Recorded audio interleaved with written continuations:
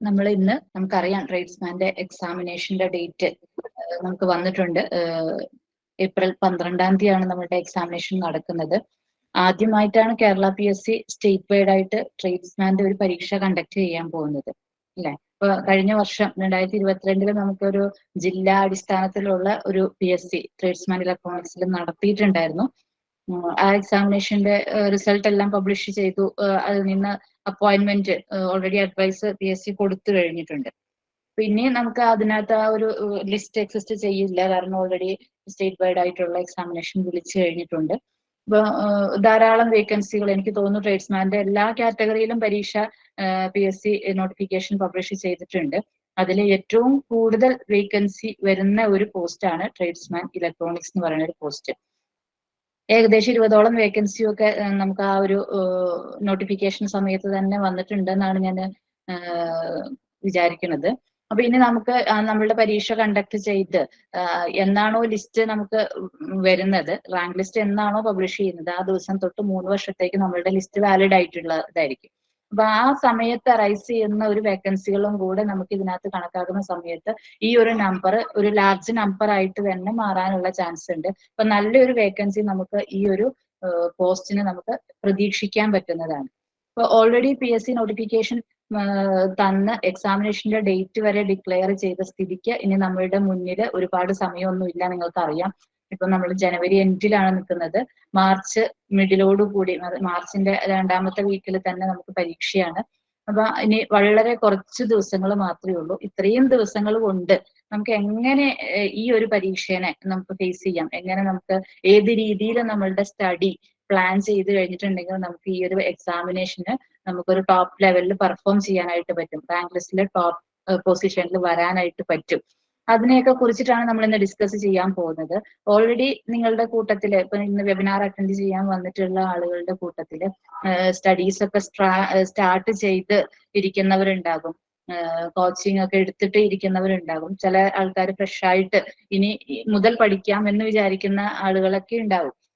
അപ്പൊ നമുക്ക് എല്ലാവർക്കും കൂടെ വേണ്ടിയിട്ട് നമുക്ക് ഈ ഒരു വളരെ കുറഞ്ഞ ടൈമിനുള്ളിൽ നമുക്ക് നമ്മളുടെ ഈ ഒരു സിലബസ് ഓൾറെഡി PSC പബ്ലിഷ് ചെയ്ത് കഴിഞ്ഞു. നമുക്ക് നേരത്തെ ജില്ലാ PSC വിളിച്ച സമയത്തുള്ള സെയിം സിലബസ് തന്നെയാണ് ഈ ഒരു എക്സാമിനേഷനും PSC പബ്ലിഷ് ചെയ്തിട്ടുള്ളത്. അതിൽ യാതൊരുവിധ അഡീഷനോ ഡിലീഷനോ ഒന്നും വന്നിട്ടില്ല. അപ്പം ഓൾറെഡി സ്റ്റാർട്ട് ചെയ്തിട്ടുള്ള ആളുകൾക്കൊക്കെ ആ ഒരു സിലബസ് ഓറിയന്റഡ് ആയിട്ട് തന്നെ പഠിച്ചു പോയിരിക്കുന്നവരായിരിക്കും. ഇനി അങ്ങനെ അല്ലാത്തവരാണെങ്കിലും നമുക്ക് വ്യക്തമായിട്ടുള്ള ഒരു സിലബസ് PSC തന്നിട്ടുണ്ട്. വേർഡ് ബൈ വേർഡ് ആയിട്ട് ഓരോ ടോപ്പിക്കിലും വേർഡ് ബൈ വേർഡ് ആയിട്ട് തന്നെ നമുക്ക് എന്തൊക്കെ പഠിക്കണം എന്നുള്ള രീതിയിലൊക്കെ നമുക്ക് പറഞ്ഞു തന്നിട്ടുണ്ട് PSC. ആ ഒരു സിലബസ് നമ്മൾ സ്റ്റിക്ക് ഓൺ ചെയ്ത് അതിൽ തന്നെ ഊന്നി പഠിക്കണം. കാരണം എന്താന്ന് വെച്ചിട്ടുണ്ടെങ്കിൽ നമുക്കറിയാം, ഇപ്പൊ ഒരു 2020 മുതലേ അല്ലെങ്കിൽ 2021 ആ ഒരു സമയം മുതൽ ഇങ്ങോട്ടേക്ക് നടത്തുന്ന PSC നടത്തുന്ന എല്ലാ എക്സാമിനേഷനും ഈ സിലബസ് പക്ക സ്റ്റിക്ക് ഓൺ ചെയ്തിട്ട് തന്നെയാണ് പരീക്ഷ കണ്ടക്ട് ചെയ്യാറ്. ഔട്ട് ഓഫ് സിലബസ് ഒന്നും ഒരിക്കലും വരാറില്ല. അല്ലെങ്കിൽ തന്നിരിക്കുന്ന ഓരോ മോഡ്യൂളുകളിൽ നിന്ന് അവർ മാർക്ക് ഡിസ്ട്രിബ്യൂഷനും കൂടെ തന്നിട്ടുണ്ട്. ഇന്ന മൊഡ്യൂളിൽ നിന്ന്, മൊഡ്യൂൾ 1-ൽ നിന്ന് ഇത്ര മാർക്ക് വരും, ഇത്ര മാർക്കിനുള്ള ക്വസ്റ്റ്യൻസ് ഉണ്ടാകും, 2-ൽ നിന്ന് ഇത്ര മാർക്കിനുള്ള ക്വസ്റ്റ്യൻസ് ഉണ്ടാകും. ആ പറഞ്ഞിരിക്കുന്ന അത്രയും നമ്പർ ക്വസ്റ്റ്യൻസ് തന്നെ ആ മൊഡ്യൂളുകളിൽ നിന്ന് വരാറുണ്ട്. അപ്പൊ അതിൽ നിന്ന് അങ്ങോട്ടും ഇങ്ങോട്ടും ഒന്നും വ്യത്യാസം ഉണ്ടാവില്ല. അപ്പൊ നമുക്ക് അത് ഒരു അഡ്വാൻറ്റേജ് ആണ്. കാരണം നമുക്ക് ഏത് മോഡ്യൂളിനാണ് നമുക്ക് കൂടുതൽ വെയിറ്റേജ് കൊടുത്ത് പഠിക്കേണ്ടത് എന്നൊക്കെ നമുക്ക് ആ സിലബസ് നോക്കിയാൽ തന്നെ നമുക്ക് അറിയാനായിട്ട് പറ്റും. അപ്പം പഠനം തുടങ്ങാനിരിക്കുന്ന ആളുകളും ഓൾറെഡി പഠിച്ചുകൊണ്ടിരിക്കുന്ന ആളുകളും ചെയ്യേണ്ട ആദ്യത്തെ കാര്യം എന്ന് പറയുന്നത് നമ്മൾ ആദ്യം സിലബസിനെ ഒന്ന് മനസ്സിലാക്കണം എന്നുള്ളതാണ്. സിലബസിനെ ആദ്യം പഠിക്കണം. എന്താണ് സിലബസ് എന്നുള്ളത് നമ്മൾ ആദ്യം പഠിച്ച് അതിനനുസരിച്ചിട്ട് വേണം നമ്മളുടെ പ്ലാൻ ഉണ്ടാക്കാനായിട്ട്. നമ്മൾ പഠിക്കേണ്ടത് എങ്ങനെയാണ്, അതിനകത്തുള്ള കാര്യങ്ങൾ പഠിക്കേണ്ടത് എങ്ങനെയാണെന്നുള്ളതിനെ കുറിച്ചിട്ട് പ്ലാൻ ഉണ്ടാക്കാനായിട്ട് സിലബസിനെ ആദ്യം പഠിച്ചതിന് ശേഷം വേണം ചെയ്യാമെന്നാണ് എനിക്ക് നിങ്ങളോട് പറയാനായിട്ടുള്ളത്. അപ്പൊ നമുക്ക് ഈ ഒരു പരീക്ഷയുടെ ഡീറ്റെയിൽസിലേക്ക് നമുക്ക് പോയി നോക്കാം. ഓൾറെഡി ഇപ്പം നമുക്കറിയാം, കൺഫർമേഷൻ ഡേറ്റ് ഓൾറെഡി പബ്ലിഷ് ചെയ്തു. ഞാൻ പറഞ്ഞതുപോലെ ഏപ്രിൽ 12 നമ്മുടെ പരീക്ഷ. 2024 ഏപ്രിൽ 12-ാം തീയതിയാണ്. ഇപ്പം നമുക്ക് കൺഫർമേഷൻ കൊടുക്കാനായിട്ടുള്ള ടൈമാണ്. ഓൾറെഡി കുറച്ച് ദിവസം മുന്നേ തന്നെ എല്ലാവർക്കും പ്രൊഫൈലിൽ മെസ്സേജ് വന്നിട്ടുണ്ടാകും. കൺഫർമേഷൻ കൊടുക്കാനായിട്ട് നമുക്ക് ആ തന്നിട്ടുള്ള ആ പീരീഡിനുള്ളിൽ തന്നെ കൺഫർമേഷൻ കൊടുത്താൽ മാത്രമേ നമുക്ക് പരീക്ഷ എഴുതാനായിട്ട് സാധിക്കുകയുള്ളൂ. അപ്പൊ അത് ആരും മറന്നു പോകാതെ തന്നെ എനിക്ക് തോന്നുന്നു ലാസ്റ്റ് ഡേറ്റ് ഫെബ്രുവരി 10 ആണെന്ന് തോന്നുന്നു. ഫെബ്രുവരി 10 വരെ നമുക്ക് കൺഫർമേഷൻ കൊടുക്കാമെന്നാണ് ഞാൻ മനസ്സിലാക്കിയിരിക്കുന്നത്. നമുക്ക് നോക്കാതെ ഇപ്പൊ ഫെബ്രുവരി 10ലേക്കൊന്നും വെക്കാതെ തന്നെ ഇനിയും കൺഫർമേഷൻ കൊടുക്കാൻ ആരെങ്കിലും ബാക്കിയുണ്ടെങ്കിൽ, പരീക്ഷയ്ക്ക് അപ്ലൈ ചെയ്തിട്ടുള്ള ആളുകൾ ഇനി ആരെങ്കിലും ബാക്കിയുണ്ടെങ്കിൽ ഇന്ന് തന്നെ ആ കൺഫർമേഷൻ കൊടുക്കാനായിട്ട് മറന്നു പോകാതെ നിങ്ങൾ കൺഫർമേഷൻ കൊടുക്കുക കേട്ടോ. എങ്കിൽ മാത്രമേ നമുക്ക് പരീക്ഷ എഴുതാനായിട്ട് പറ്റുള്ളൂ. അപ്പൊ നമുക്ക് ഇന്നത്തെ ക്ലാസ്സിലേക്ക് നമുക്ക് പോകാം. എല്ലാവർക്കും ഒരിക്കൽ കൂടി വെൽക്കം ടു ഏണസ്റ്റ് അക്കാഡമി. നമ്മൾ കുറച്ച് കാര്യങ്ങളൊക്കെ ഇന്നത്തെ ക്ലാസ്സിൽ, ഇന്നത്തെ ഈ ഒരു വെബിനാർ സെഷനിൽ നമ്മൾ നോക്കുന്നുണ്ട്. എന്തൊക്കെയായിരുന്നു നമ്മളുടെ ഈ പരീക്ഷയുടെ ഡീറ്റെയിൽസ്, എങ്ങനെ നമ്മൾ പഠിക്കണം. മെയിൻ ആയിട്ട് നമ്മൾ ഇന്ന് കോൺസെൻട്രേറ്റ് ചെയ്യുന്നത് സ്റ്റഡി പ്ലാൻ ആണ്. എങ്ങനെ നമുക്ക് പഠിച്ചു പോകാം, ഇനിയുള്ള ദിവസങ്ങൾ നമുക്ക് എങ്ങനെ എഫക്റ്റീവ് ആയിട്ട് യൂട്ടിലൈസ് ചെയ്യാം, എങ്ങനെയൊക്കെ നമ്മളുടെ പഠിത്തത്തെ നമ്മൾ ചിട്ടയായ രീതിയിൽ കൊണ്ടുപോകാം എന്നുള്ളതാണ് ഞാൻ ഇന്ന് കോൺസെൻട്രേറ്റ് ചെയ്ത് പറയാനായിട്ട് പോകുന്നത് കേട്ടോ. ഓൾറെഡി നമ്മൾ കുറച്ച് നാൾ മുന്നേ ഒരു വെബിനാർ ചെയ്തതാണ്. ഡീറ്റെയിൽസ് എല്ലാം വെച്ചിട്ട് നമ്മൾ ചെയ്തതാണ്. പ്രീവിയസ് എക്സാമിനേഷന്റെ ഡീറ്റെയിൽസും ഇനി കറണ്ട് എക്സാമിനേഷൻ ഇപ്പൊ കോൾ ഫോർ ചെയ്തതും സിലബസ് എന്തൊക്കെയാണെന്നുള്ളതൊക്കെ വെച്ച് നമ്മൾ ചെയ്തിട്ടുള്ളതാണ്. അപ്പൊ ഇതായിരുന്നു നമ്മളുടെ എക്സാമിനേഷൻ നോട്ടിഫിക്കേഷൻ. നിങ്ങൾക്ക് എല്ലാവർക്കും അറിയാവുന്നതുപോലെ ട്രേഡ്സ്മാൻ ഇലക്ട്രോണിക്സ് സ്റ്റേറ്റ് വൈഡ് ആയിട്ട് വിളിച്ചിട്ടുള്ളതിന്റെ കാറ്റഗറി നമ്പർ 427/2023 ആണ്. ടെക്നിക്കൽ എഡ്യൂക്കേഷൻ ഡിപ്പാർട്ട്മെന്റിലേക്കാണ് നമ്മളുടെ നമ്മള് പരീക്ഷ അറ്റൻഡ് ചെയ്ത് ക്വാളിഫൈഡ് ആയിട്ടുണ്ടെങ്കിൽ നമ്മൾ അപ്പോയിന്റഡ് ആവാൻ പോകുന്നത് ടെക്നിക്കൽ എഡ്യൂക്കേഷൻ ഡിപ്പാർട്ട്മെന്റിന്റെ കീഴിലായിരിക്കും. അതിന്റെ പോസ്റ്റിന്റെ പേരാണ് ട്രേഡ്സ്മാൻ ഇലക്ട്രോണിക്സ്. സ്റ്റേറ്റ് വൈഡ് ആയിട്ട് ഞാൻ നേരത്തെ പറഞ്ഞതുപോലെ തന്നെ PSC ആദ്യമായിട്ട് കണ്ടക്ട് ചെയ്യാൻ പോകുന്നത് എക്സാം ആണ്. അപ്പൊ സ്റ്റേറ്റ് വൈഡ് ആണെന്ന് മാത്രം അതിന് പ്രത്യേകതയുള്ളൂ. ഓൾറെഡി ട്രേഡ്സ്മാൻ ഇലക്ട്രോണിക്സിന്റെ പരീക്ഷ PSC കണ്ടക്ട് ചെയ്തിട്ടുണ്ട്. അപ്പൊ നമുക്ക് മോഡൽ ക്വസ്റ്റ്യൻ പേപ്പറുകളും ഒക്കെ അവൈലബിൾ ആണ് അതില്. അതുകൊണ്ട് നമ്മൾ അതിന്റെ കാര്യത്തിൽ ടെൻഷൻ വറി ആവേണ്ട കാര്യമൊന്നുമില്ല. സ്റ്റേറ്റ് വൈഡ് ആണ് എന്നുള്ളതിന്റെ കാര്യത്തിൽ വറി ആവേണ്ട കാര്യമൊന്നുമില്ല. പക്ഷെ കോമ്പറ്റീഷൻ നമുക്ക് സ്റ്റേറ്റ് വൈഡ് ആയിട്ടായിരിക്കും ഉണ്ടാവുക എന്നുള്ളതാണ് അതിന്റെ പ്രത്യേകത. ഇനി ഇതിൽ വരുന്ന സ്കെയിൽ ഓഫ് പേ എന്ന് പറയുന്നത് 26,500 മുതൽ ബേസിക് വന്നിട്ട് 60,700 വരെയാണ് അതിന്റെ അപ്പർ ലിമിറ്റ് എന്ന് പറയുന്നത്. അപ്പൊ ഞാൻ ഓൾറെഡി പറഞ്ഞ പോലെ ടെക്നിക്കൽ എഡ്യൂക്കേഷൻ ഡിപ്പാർട്ട്മെന്റിന്റെ കീഴില് പോളിടെക്നിക് കോളേജുകളിലൊക്കെ ആയിരിക്കും നമുക്ക് ഈ ഒരു വേക്കൻസി ഉണ്ടാവുക. അപ്പം നമ്മളുടെ കോളേജിന്റെ ഭാഗമാണ് നമ്മൾ ലാബിലായിരിക്കും നമ്മളുടെ പോസ്റ്റ് ഉണ്ടാവുക. ലാബുമായിട്ട് ബന്ധപ്പെട്ടിട്ടുള്ള ഒരു പോസ്റ്റ് ആണ്. ഞാൻ നേരത്തെ സൂചിപ്പിച്ചിരുന്നു, നമുക്ക് ഈ ട്രേഡ്സ്മാൻ പോസ്റ്റുകളില് വിവിധ കാറ്റഗറിയിൽ PSC ഒരു നോട്ടിഫിക്കേഷൻ ആയിരുന്നു വിട്ടിരുന്നത്. വിവിധ കാറ്റഗറി നമ്പറുകളിലായിട്ട് അതിൽ ഏറ്റവും കൂടുതൽ വേക്കൻസി വന്നിട്ടുള്ള വൺ ഓഫ് ദ പോസ്റ്റ് ആണ് ഈ ട്രേഡ്സ്മാൻ ഇലക്ട്രോണിക്സ് എന്ന് പറയുന്നത്. 20ഓളം വേക്കൻസി നിലവിൽ നോട്ടിഫിക്കേഷൻ PSCക്ക് പോയിട്ടുണ്ട്. അത്രയും വേക്കൻസി ഉണ്ട് എന്നുള്ളത് PSCനെ ഇൻഫോം ചെയ്തിട്ടുണ്ട്. അപ്പൊ ഇനി നമ്മൾ ഈ ഏപ്രിലിൽ പരീക്ഷ കണ്ടക്ട് ചെയ്ത് റാങ്ക് ലിസ്റ്റ് പബ്ലിഷ് ആയിട്ട് മിക്കവാറും ഈ 24 ലാസ്റ്റോ അല്ലെങ്കിൽ 25 ആദ്യത്തിലൊക്കെ ആയിരിക്കും നമുക്ക് റാങ്ക് ലിസ്റ്റ് നമ്മൾ എക്സ്പെക്ട് ചെയ്യാൻ ആയിട്ട് പറ്റുള്ളൂ. അപ്പൊ അന്ന് മുതൽ 3 വർഷത്തേക്ക് നമ്മളുടെ ലിസ്റ്റ് വാലിഡ് ആയിരിക്കും എന്നുള്ളതാണ്. അപ്പൊ 25, 26, 27 അത്രയും 2027 വരെയുള്ള വേക്കൻസികൾ നമുക്ക് ഇതിനകത്ത് എക്സ്പെക്ട് ചെയ്യാം. അപ്പൊ ഈ 20 എന്ന് പറയുന്ന നമ്പർ ഇനിയും നമുക്ക് ഇതിന്റെ ഇരട്ടി അല്ലെങ്കിൽ 3 ഇരട്ടിയൊക്കെ ആയിട്ട് കൂടാനുള്ള ചാൻസ് ഉണ്ട്. പക്ഷെ നമ്മൾ എന്താണ് ചെയ്യേണ്ടത്? നമ്മൾ ലിസ്റ്റിൽ വെറുതെ കയറി ഇങ്ങോട്ട് എവിടെയെങ്കിലും ഒരു മൂലയിൽ ഉണ്ടായാൽ പോരാ. അപ്പൊ നമ്മൾ എപ്പോഴും ഒന്നാവാനായിട്ടാണ് ശ്രമിക്കേണ്ടത്. ഒരുപാട് വേക്കൻസി വരും എന്ന് പറഞ്ഞതുകൊണ്ട് നമ്മൾ പഠിത്തത്തിന് ഉഴപ്പാനായിട്ട് പാടില്ല. പഠിത്തം നമ്മൾ നല്ല രീതിയിൽ തന്നെ നമ്മൾ റാങ്ക് 1 മേടിക്കണം. ഒരു വേക്കൻസി ഉള്ളെങ്കിലും ആ വേക്കൻസി എനിക്കുള്ളതാണ് എന്നുള്ള രീതിയിൽ വേണം നമ്മളുടെ പഠിത്തം നമ്മൾ കൊണ്ടുപോകാനായിട്ട്. എങ്കിൽ മാത്രമേ ഉള്ളൂ നമുക്ക് എത്ര വേക്കൻസി വന്നാലും നമ്മൾ ആ ലിസ്റ്റ് പബ്ലിഷ് ചെയ്യുന്ന സമയത്ത് അതിന്റെ ടോപ്പ് മോസ്റ്റ് അല്ലെങ്കിൽ ടോപ്പ് 10 ഒരാളായിട്ട് മാറാനായിട്ട് നമുക്ക് പറ്റുള്ളൂ. ഓക്കെ. അപ്പൊ ഇതിന്റെ ക്വാളിഫിക്കേഷൻ എന്ന് പറയുന്നത് NTC ഇലക്ട്രോണിക്സ് എന്നുള്ളതാണ്. ഓൾറെഡി നമുക്ക് അറിയാം, അതിന് ഈക്വലന്റ് ക്വാളിഫിക്കേഷൻ നമ്മൾ നോട്ടിഫിക്കേഷനിൽ തന്നെ PSC തന്നിട്ടുണ്ട്. അപ്പൊ ഇലക്ട്രോണിക്സിന് ഈ ട്രേഡ്സ്മാൻ ഇലക്ട്രോണിക്സിൽ നമുക്ക് ITI ഉള്ള ആളുകളാണ് ഏറ്റവും ബേസിക് ആയിട്ട് വരുന്ന. NTC ഇലക്ട്രോണിക്സ് ഉണ്ട്, പിന്നെ അതിൽ ITI അല്ലെങ്കിൽ ITC, പിന്നെ അതിന്റെ ഹയർ ക്വാളിഫിക്കേഷൻ ആയിട്ടുള്ള ഡിപ്ലോമ, പിന്നെ അതിന്റെ ഹയർ ക്വാളിഫിക്കേഷൻ BTech, MTech ഒക്കെയുള്ള ഈ കൺസേൺഡ് ബ്രാഞ്ചിൽ ഈ കാര്യങ്ങളൊക്കെയുള്ള ഈ ഡിഗ്രീസ് ഒക്കെ ഉള്ള ആളുകൾക്കൊക്കെ നമുക്ക് അപ്ലിക്കേഷൻസ് കൊടുക്കാവുന്നതാണ്. അപ്ലിക്കേഷൻ ഓൾറെഡി കൊടുത്തു കഴിഞ്ഞിട്ടുണ്ടാവും, നിങ്ങൾ കൊടുത്തു കഴിഞ്ഞവരാണ് ഇതിന് വന്നിരിക്കുന്നത്. അപ്പം ഒരു കൺഫ്യൂഷനും വേണ്ട. ഹയർ ഡിഗ്രി ഉള്ളവർക്ക് ഇതിന് അപ്ലൈ ചെയ്യാം. ബന്ധപ്പെട്ട സബ്ജക്റ്റിൽ ഹയർ ഡിഗ്രി ഉള്ളവർക്കും ഇതിന് എലിജിബിൾ ആണ്. അപ്പൊ നിങ്ങൾക്ക് ആ ഒരു കാര്യത്തിൽ ടെൻഷനൊന്നും ഇനി വേണ്ട. ഇക്വലൻസി കൊടുക്കേണ്ട കാര്യമൊന്നുമില്ല. അത് ഓൾറെഡി ഇക്വലന്റ് ആണ് എന്നുള്ളത് ഇന്ന ആളുകൾക്ക് അപ്ലൈ ചെയ്യാന്നുള്ളത് നോട്ടിഫിക്കേഷനിൽ തന്നെ വന്നിട്ടുള്ള കാര്യമാണ്. ഓക്കെ. അപ്പൊ ഈ ഒരു എക്സാമിനേഷൻ എന്ന് പറയുന്നത് ITI ലെവലിൽ, അതാണ് അതിന്റെ ബേസിക് ക്വാളിഫിക്കേഷൻ. അപ്പോൾ ഒരു ITI ലെവലിലുള്ള ഒരു എക്സാമിനേഷൻ ആണ്. അതിൽ തന്നെ ഏറ്റവും ബേസിക് ആയിട്ട് വരുന്ന എക്സാമിനേഷൻ ആണ്. ഇപ്പൊ ITI ലെവലിൽ നമുക്ക് ജൂനിയർ ഇൻസ്ട്രക്ടർ പരീക്ഷകളൊക്കെ ഉണ്ട്. പക്ഷെ അതൊക്കെ നമ്മളുടെ ടീച്ചിങ് ലെവലിലേക്കാണ് ജൂനിയർ ഇൻസ്ട്രക്ടർ എന്ന് പറയുമ്പോൾ. അപ്പൊ അതിന്റെ ഒരു അതിന്റെ ഒരു ക്വസ്റ്റ്യന്റെ ഒരു സ്റ്റാൻഡേർഡ് കുറച്ചും കൂടെ ITI ലെവലിൽ തന്നെ കുറച്ചും കൂടെ ഉയർന്നതായിരിക്കും. പക്ഷെ ഇത് നമ്മളുടെ ലാബുകളിൽ വരുന്ന പോസ്റ്റ് ആണ്. ഇത് ഏറ്റവും ബേസിക് ആയിട്ട് ഓരോ കൺസെപ്റ്റുകളുടെയും അതിന്റെ ഏറ്റവും ബേസിക് കൺസെപ്റ്റ് മാത്രം അറിഞ്ഞിരുന്നാൽ തന്നെ നമുക്ക് അറ്റൻഡ് ചെയ്യാൻ പറ്റുന്ന ഒരു എക്സാമിനേഷൻ ആണ്. ITI തന്നെ ബേസിക് ലെവലിൽ വരുന്ന ഒരു എക്സാമിനേഷൻ ആണ് ട്രേഡ്സ്മാൻ ഇലക്ട്രോണിക്സ് എന്ന് പറയുന്നത്. ഓക്കെ. അപ്പൊ ഇതാണ് നമ്മുടെ എക്സാമിനേഷൻ ഷെഡ്യൂൾ. PSCയുടെ സൈറ്റിൽ നിങ്ങൾക്ക് ഇത് അവൈലബിൾ ആണ്. അതായത് ഏപ്രിലിലെ examination calendar PSC already publish ചെയ്തിട്ടുണ്ട്. അപ്പൊ അതിൽ നമ്മളുടെ പോസ്റ്റ് വരുന്നത് 427/2023 ട്രേഡ്സ്മാൻ ഇലക്ട്രോണിക്സ്. അത് വരുന്നത് 12/4/2024 ഫ്രൈഡേ ആണ് നമുക്ക് എക്സാമിനേഷൻ വരുന്നത്, ഏപ്രിൽ 12-ാം തീയതി. ഇനി ഞാൻ നേരത്തെ പറഞ്ഞു, കൺഫർമേഷൻ കൊടുത്തിട്ടില്ലാത്ത ആളുകൾ ഉണ്ട് എന്നുണ്ടെങ്കിൽ എത്രയും പെട്ടെന്ന് തന്നെ ഈ വെബിനാർ അവസാനിക്കുമ്പോൾ തന്നെ നിങ്ങളുടെ പ്രൊഫൈലിൽ PSCയുടെ പ്രൊഫൈലിൽ കയറിയിട്ട് നിങ്ങൾ കൺഫർമേഷൻ സബ്മിറ്റ് ചെയ്യാം. അല്ലെങ്കിൽ നമുക്ക് എക്സാമിനേഷൻ എഴുതാൻ സാധിക്കില്ല, പല ലാസ്റ്റിലേക്കൊക്കെ വെച്ച് കഴിഞ്ഞിട്ടുണ്ടെങ്കിൽ ചിലപ്പോൾ സൈറ്റിന്റെ പ്രോബ്ലം കൊണ്ടോ നെറ്റിന്റെ പ്രോബ്ലം കൊണ്ടോ ഒക്കെ നമുക്ക് ചിലപ്പോൾ നമുക്ക് സബ്മിഷൻ ചെയ്യാൻ പറ്റാതെ വന്നേക്കാം. അതുകൊണ്ട് ഒരിക്കലും ആരും ലാസ്റ്റ് മൊമെന്റിലേക്ക് വെക്കാതെ എക്സാമിനേഷൻ കൺഫർമേഷൻ ഉടനെ തന്നെ സബ്മിറ്റ് ചെയ്യാനായിട്ട് ശ്രദ്ധിക്കണം. 22/1 മുതൽ നിങ്ങളുടെ പ്രൊഫൈലിൽ അത് എനേബിൾ ആണ്, കൺഫർമേഷൻ കൊടുക്കാനായിട്ടുള്ള കാര്യങ്ങൾ ലിങ്ക്. അത് ലാസ്റ്റ് ഡേറ്റ് 10/2/2024. അത് അവിടെ വരെ നമുക്ക് കൺഫർമേഷൻ സബ്മിറ്റ് ചെയ്യാം. അതിനുശേഷം പിന്നെ നമുക്ക് കൺഫർമേഷൻ കൊടുക്കാനായിട്ട് പറ്റില്ല. അപ്പൊ നമുക്ക് എക്സാമിനേഷൻ എഴുതാനായിട്ട് സാധിക്കില്ല. ഓക്കെ.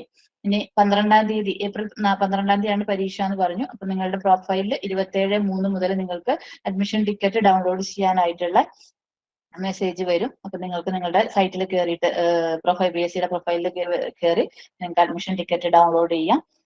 OMR എക്സാമിനേഷൻ ആയിരിക്കും മിക്കവാറും. കാരണം നമുക്ക് കുറെ നമ്പർ 16,000 ചില്ലറ ആൾക്കാർ, 16,305 അപ്ലിക്കേഷൻസ് ആണ് നിലവിൽ സബ്മിറ്റ് ചെയ്തിട്ടുള്ളത് കേട്ടോ.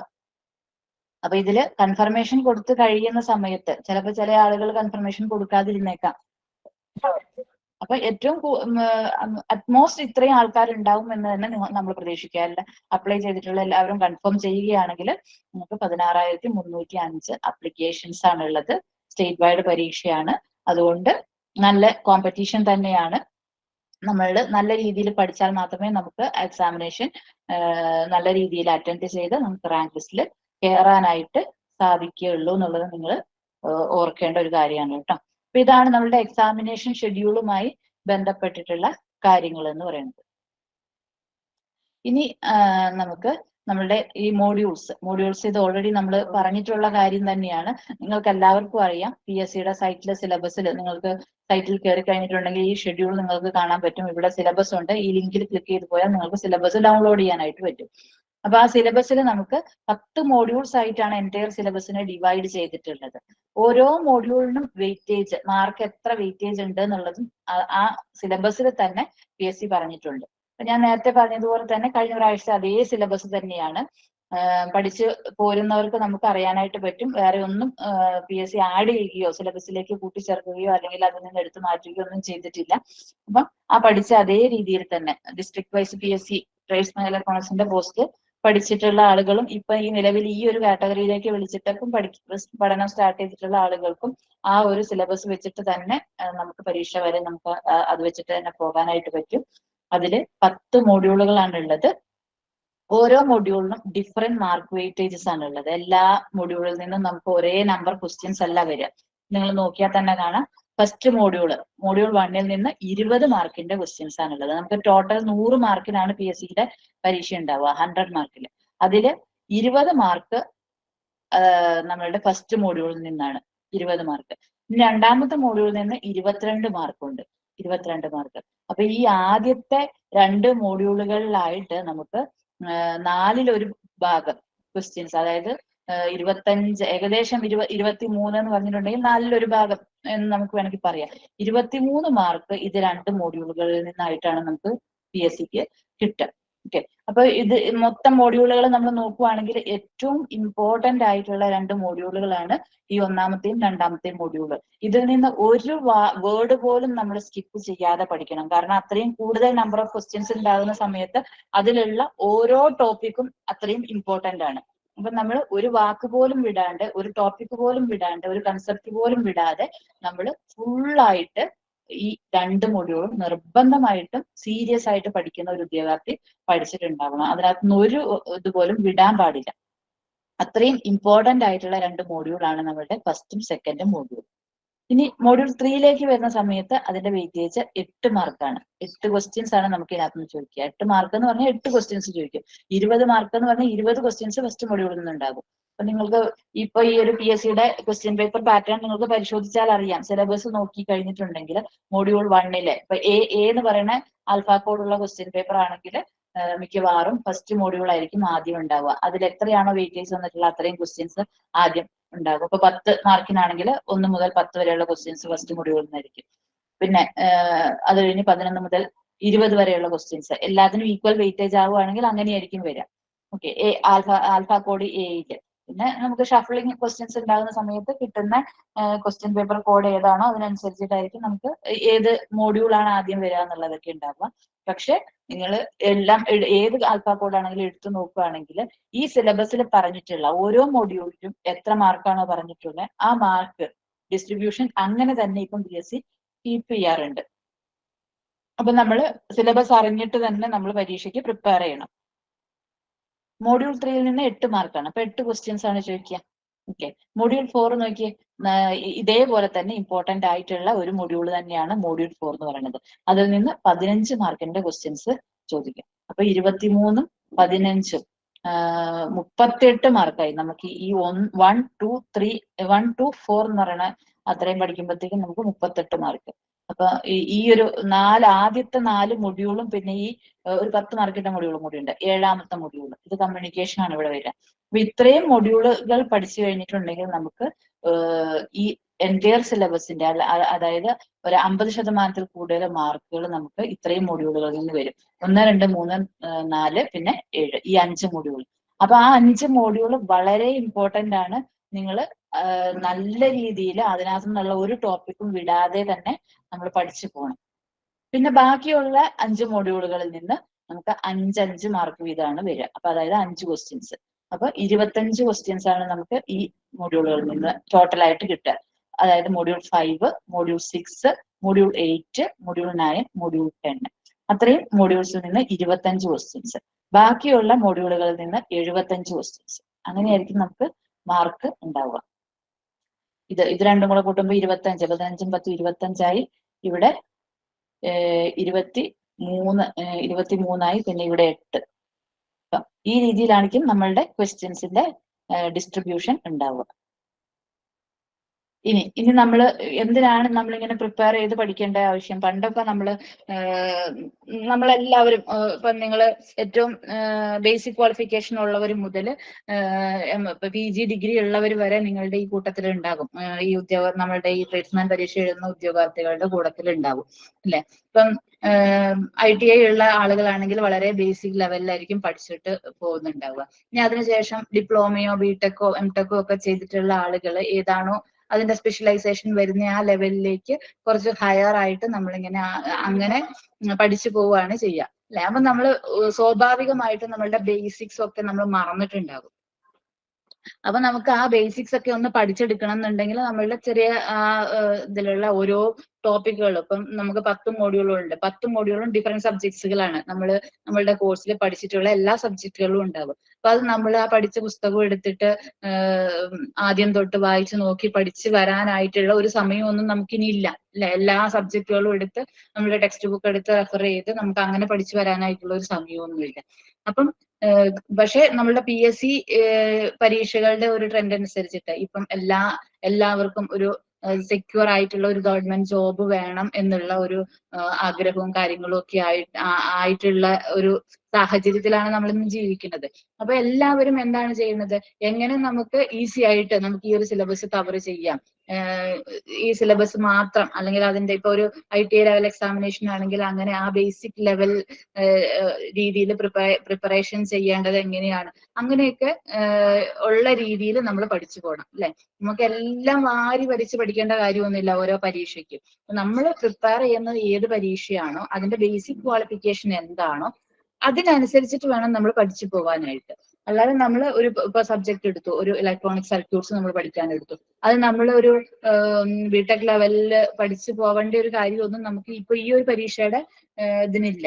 അപ്പൊ ആ രീതിയിൽ പഠിക്കണമെങ്കിൽ നമ്മൾക്ക് ഒരു സഹായം നമുക്ക് ആവശ്യമാണ്, അല്ലെങ്കിൽ നമ്മളെ ഒന്ന് ഗൈഡ് ചെയ്യേണ്ട ഒരു ആവശ്യകതയാണ്. അപ്പൊ അതുകൊണ്ട് എല്ലാവരും PSCക്ക് പഠിക്കുന്നു, ആ ഒരു രീതിയിലാവുമ്പോൾ നമുക്ക് കോമ്പറ്റീഷൻ കൂടുതലാണ്.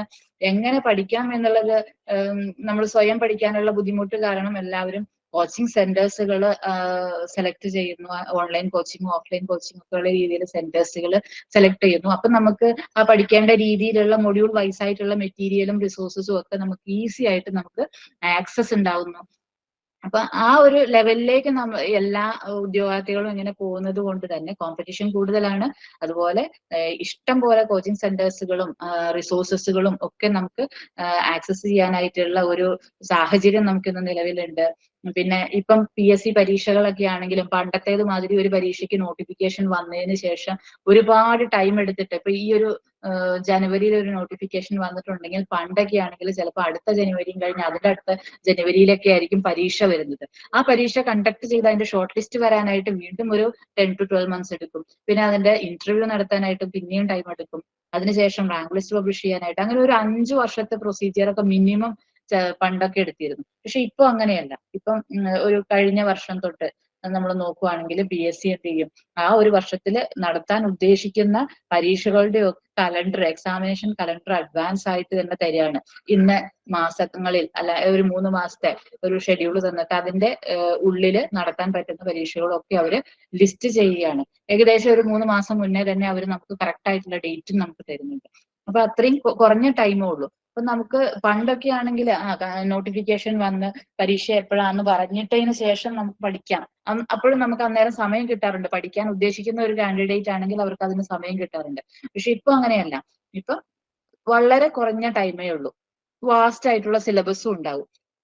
അപ്പൊ നമുക്ക് ആ കുറഞ്ഞ ടൈമിന്റെ ഉള്ളിൽ ആ എൻറ്റയർ സിലബസ് കവർ ചെയ്ത് അതിനെ റിവൈസ് ചെയ്ത് ഇവാലുവേഷൻസ് എല്ലാം നടത്തി നമ്മളെ നല്ല രീതിയിൽ നമ്മളെ ഒന്ന് മൗൾഡ് ചെയ്തെടുക്കാനായിട്ടുള്ള ഒരു ടൈം, ആ പരീക്ഷ എഴുതാൻ വേണ്ടിയിട്ട് പ്രാപ്തരാക്കി എടുക്കാൻ വേണ്ടിയിട്ടുള്ള ഒരു ടൈം നമുക്ക് കിട്ടാറില്ല. അപ്പൊ ലിമിറ്റഡ് ടൈം എന്നുള്ളതൊരു കൺസ്ട്രെയിന്റ് തന്നെയാണ്. പിന്നെ ഇപ്പം പരീക്ഷ നമ്മൾ കണ്ടക്ട് ചെയ്തു. ആദ്യമൊക്കെ ഒരു കുറെ ലിസ്റ്റ് പബ്ലിഷ് ചെയ്യുന്ന സമയത്ത് കട്ട് ഓഫ് ഒരു കുറച്ച് വെച്ചിട്ട് നമുക്ക് ആ ലിസ്റ്റിൽ കുറെ ആളുകളെ ഇൻക്ലൂഡ് ചെയ്യുമായിരുന്നു. ഇപ്പൊ അത്ര ആളുകളെ ഒന്നും അങ്ങനെ ഇൻക്ലൂഡ് ചെയ്യുന്നില്ല. നമുക്ക് പരീക്ഷയിൽ ഇപ്പൊ റാങ്ക് ലിസ്റ്റ് വന്നു കഴിഞ്ഞിട്ട് ഇപ്പൊ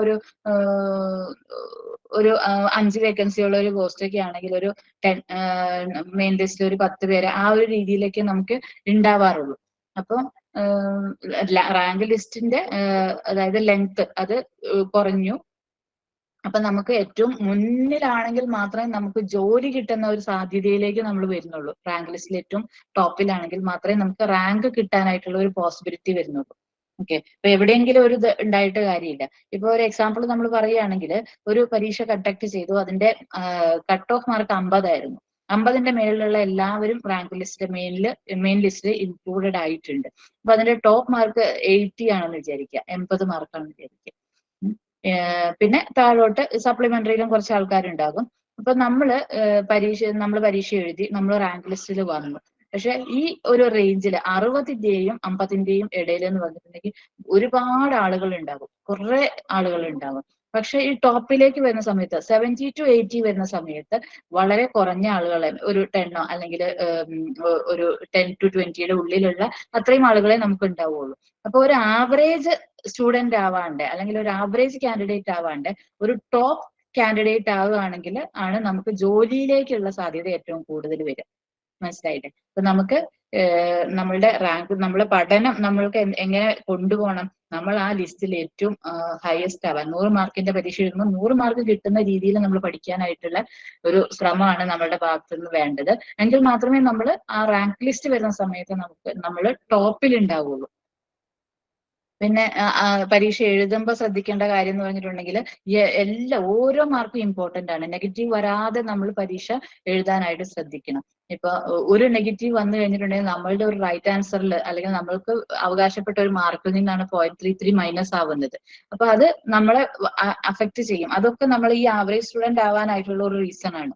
നമ്മൾ കൂടുതൽ നെഗറ്റീവ്സ് വരുത്തുന്നു എന്നുള്ളത്. ആ നെഗറ്റീവ് വരാൻ കാരണം എന്താണ്? നമ്മളുടെ പഠനത്തിന്റെ പ്രശ്നം തന്നെയാണ്. നമ്മൾ പഠിക്കുന്ന സമയത്ത് നമ്മൾ നല്ല രീതിയിൽ പഠിച്ചു പോവാത്തത് കൊണ്ടാണ് നമുക്ക് കോൺഫിഡന്റ് ആയിട്ട് പരീക്ഷാ ഹോളിലെ എക്സാമിനേഷൻ കറക്റ്റ് ആയിട്ടുള്ള ആൻസർ ടിക്ക് ചെയ്യാൻ പറ്റാതെ വരുന്നത്, മാർക്ക് ചെയ്യാൻ പറ്റാതെ വരുന്നത്. അപ്പം നല്ല രീതിയിൽ നല്ല കോൺഫിഡന്റ് ആയിട്ട് ഓരോ ടോപ്പിക്കിലും വരാവുന്ന ക്വസ്റ്റ്യൻസ് അത് നമ്മൾ എല്ലാം ചെയ്തിട്ടുണ്ടാവണം നമ്മൾ പരീക്ഷയ്ക്ക് പോകുന്നതിനെക്കാട്ടും മുന്നേ. ഒരു ടോപ്പിക് റെസിസ്റ്റർ എടുക്കുകയാണെങ്കിൽ ആ റെസിസ്റ്ററിൽ നിന്ന് എന്തെല്ലാം ചോദ്യങ്ങൾ ചോദിക്കാവോ അതെല്ലാം നമ്മൾ വർക്ക്ഔട്ട് ചെയ്തിട്ട് വേണം പരീക്ഷാ ഹോളിൽ എത്താനായിട്ട്. അപ്പൊ നമുക്ക് ആ ഒരു റെസിസ്റ്ററിന്റെ പോർഷനിൽ നിന്ന് വരുന്ന ഒരു ക്വസ്റ്റ്യൻ എന്തെങ്കിലും ഉണ്ടെങ്കിൽ നമുക്കത് കറക്റ്റ് ആയിട്ട് ആൻസർ ചെയ്യാനായിട്ട് പറ്റും, തെറ്റാതെ നമുക്ക് ആൻസർ ചെയ്യാനായിട്ട് പറ്റും. നമുക്ക് ഡൗട്ട് ഉണ്ടെങ്കിലാണ് നമ്മൾ ശരിയായിരിക്കാം അവിടെ നിന്ന് നമുക്കത് എഴുതാതെ ഇറങ്ങി പോരാനായിട്ടുള്ള ഒരു മാനസികാവസ്ഥ നമുക്ക് വരാതെ നമ്മൾ രണ്ടും കൽപ്പിച്ച് നമ്മൾ ആൻസർ കറക്റ്റ് കുത്തുന്ന സമയത്തായിരിക്കും ചിലപ്പം അത് തെറ്റായി പോകുന്നത്. അങ്ങനെയായിരിക്കും നമുക്ക് നെഗറ്റീവ് മാർക്ക് ഉണ്ടാവുന്നത്.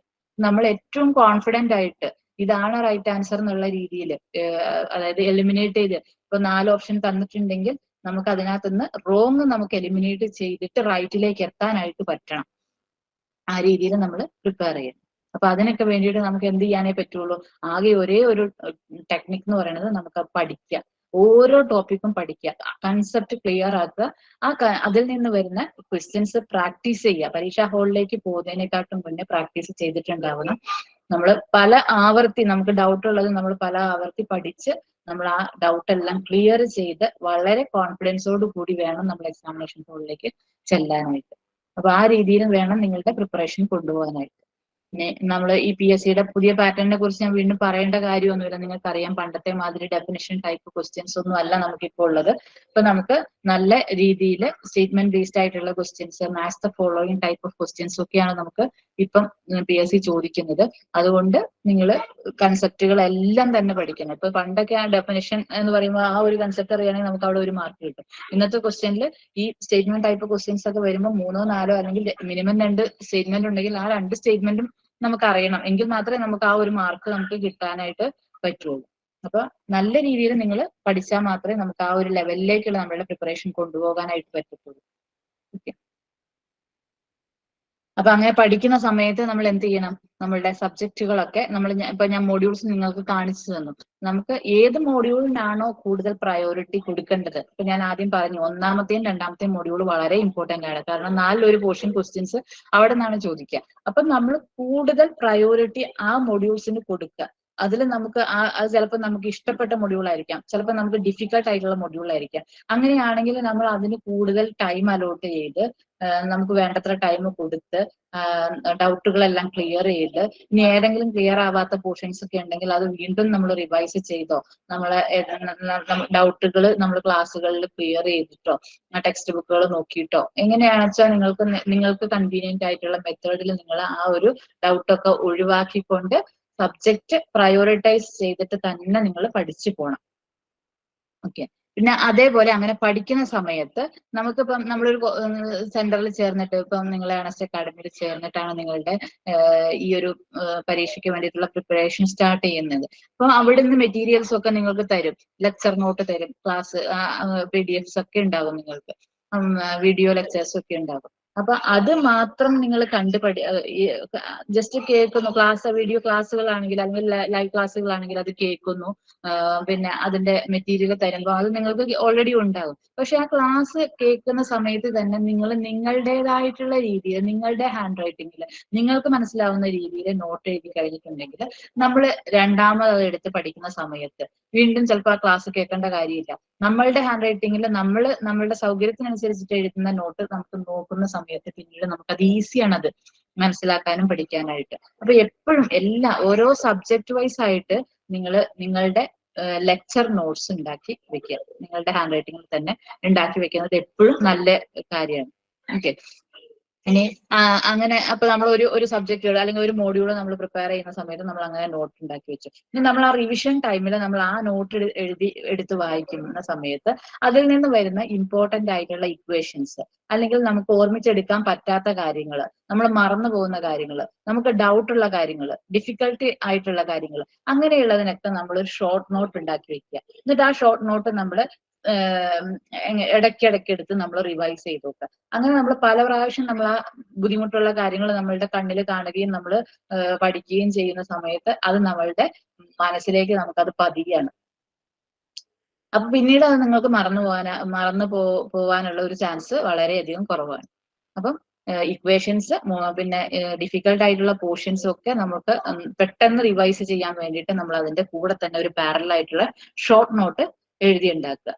മനസ്സിലായോ? അപ്പൊ ആദ്യം നിങ്ങൾ ഒരു മോഡ്യൂൾ പ്രിപ്പയർ ചെയ്യുന്ന സമയത്ത് നിങ്ങൾ നിങ്ങളുടെ ഹാൻഡ് റിട്ടൺ നോട്ട്സ് ഉണ്ടാക്കുന്ന സമയത്ത് ഒരു 20 പേജുള്ള നോട്ടാണ് നിങ്ങൾ ഒരു മോഡ്യൂളിന് നിങ്ങൾ ഉണ്ടാക്കുന്നതെന്നുണ്ടെങ്കിൽ നിങ്ങൾ ആദ്യത്തെ പ്രാവശ്യം ആ 20 പേജ് റിവൈസ് ചെയ്യുന്ന സമയത്ത് നിങ്ങൾ പഠിച്ചു പോകുന്ന സമയത്ത് നിങ്ങൾക്ക് ബുദ്ധിമുട്ടുള്ളത് ഒരു പാരലൽ ആയിട്ട് ഒരു നോട്ട്സ് ഷോർട്ട് നോട്ട് ആക്കി ഉണ്ടാക്കി വെക്കുക. അപ്പൊ അതൊരു 4 പേജായിട്ട് ചുരുങ്ങണം. ആ 20 പേജിൽ പിന്നെ നിങ്ങൾക്ക് ബുദ്ധിമുട്ടുള്ള കാര്യങ്ങൾ ഒരു ആദ്യത്തെ റിവിഷൻ കഴിയുമ്പോൾ ഒരു 4 പേജായിട്ട് ചുരുങ്ങണം. പിന്നെ വീണ്ടും നമ്മൾ അടുത്ത പ്രാവശ്യം അത് റിവൈസ് ചെയ്യുന്ന സമയത്ത് നിങ്ങൾക്ക് അതിൽ നിന്ന് പിന്നീട് ഒരു പ്രാവശ്യം നമ്മൾ 2 പ്രാവശ്യം അപ്പൊ നമ്മൾ ചെയ്തിട്ടുണ്ടാവുമല്ലോ, നമ്മൾ ക്ലാസ് കേൾക്കുന്ന സമയത്തും പിന്നീട് നമ്മൾ ആ നോട്ട് ഫസ്റ്റ് റിവിഷൻ ചെയ്യുന്ന സമയത്ത്.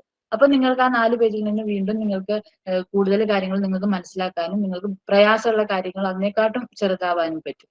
അങ്ങനെ അവസാനം ആകുന്ന സമയത്ത് നമ്മളുടെ എൻറ്റയർ സിലബസ് നമുക്ക് ഒരു സിംഗിൾ പേജിൽ നമുക്ക് കിട്ടുന്ന രീതിയിലായിരിക്കണം നിങ്ങൾ ചെയ്യേണ്ടത്. അപ്പൊ നിങ്ങൾക്ക് പരീക്ഷയുടെ തലേ ദിവസങ്ങളിലൊക്കെ വരുന്ന സമയത്ത് അത്രയും മാത്രം കാര്യങ്ങൾ നിങ്ങൾക്ക് ഒന്ന് ഓർമ്മിച്ചെടുക്കേണ്ടതായിട്ട് വരുള്ളൂ. അപ്പൊ ഈ എൻറ്റയർ നോട്ട്സ് നിങ്ങൾക്ക് നോക്കേണ്ട കാര്യം വരില്ല. അപ്പൊ ആ രീതിയിൽ നമ്മൾ പഠിച്ച് വരണം. ഓക്കെ. ഇനി നമ്മളുടെ പരീക്ഷ MCQ ടൈപ്പ് ആയത് കാരണം തന്നെ നിങ്ങൾ ധാരാളം MCQs ചെയ്യുക. അതിന് വേണ്ടിയിട്ട് നിങ്ങൾക്ക് ഓൺലൈൻ സൈറ്റുകളെ ഡിപ്പെൻഡ് ചെയ്യാം. നിങ്ങൾക്ക് നിങ്ങളുടെ സ്റ്റഡി ക്ലാസ്സുകളിൽ തരുന്ന ടെസ്റ്റുകൾ നിങ്ങൾക്ക് അറ്റൻഡ് ചെയ്യാം, മോക്ക് ടെസ്റ്റുകൾ അറ്റൻഡ് ചെയ്യാം. ഒബ്ജക്റ്റീവ് ടൈപ്പ് ക്വസ്റ്റ്യൻസ് ഉള്ള ബുക്സുകൾ ഉണ്ടാകും ഓരോ സബ്ജക്റ്റുകൾക്കും, അത് നിങ്ങൾക്ക് റെഫർ ചെയ്യാനായിട്ട് പറ്റും.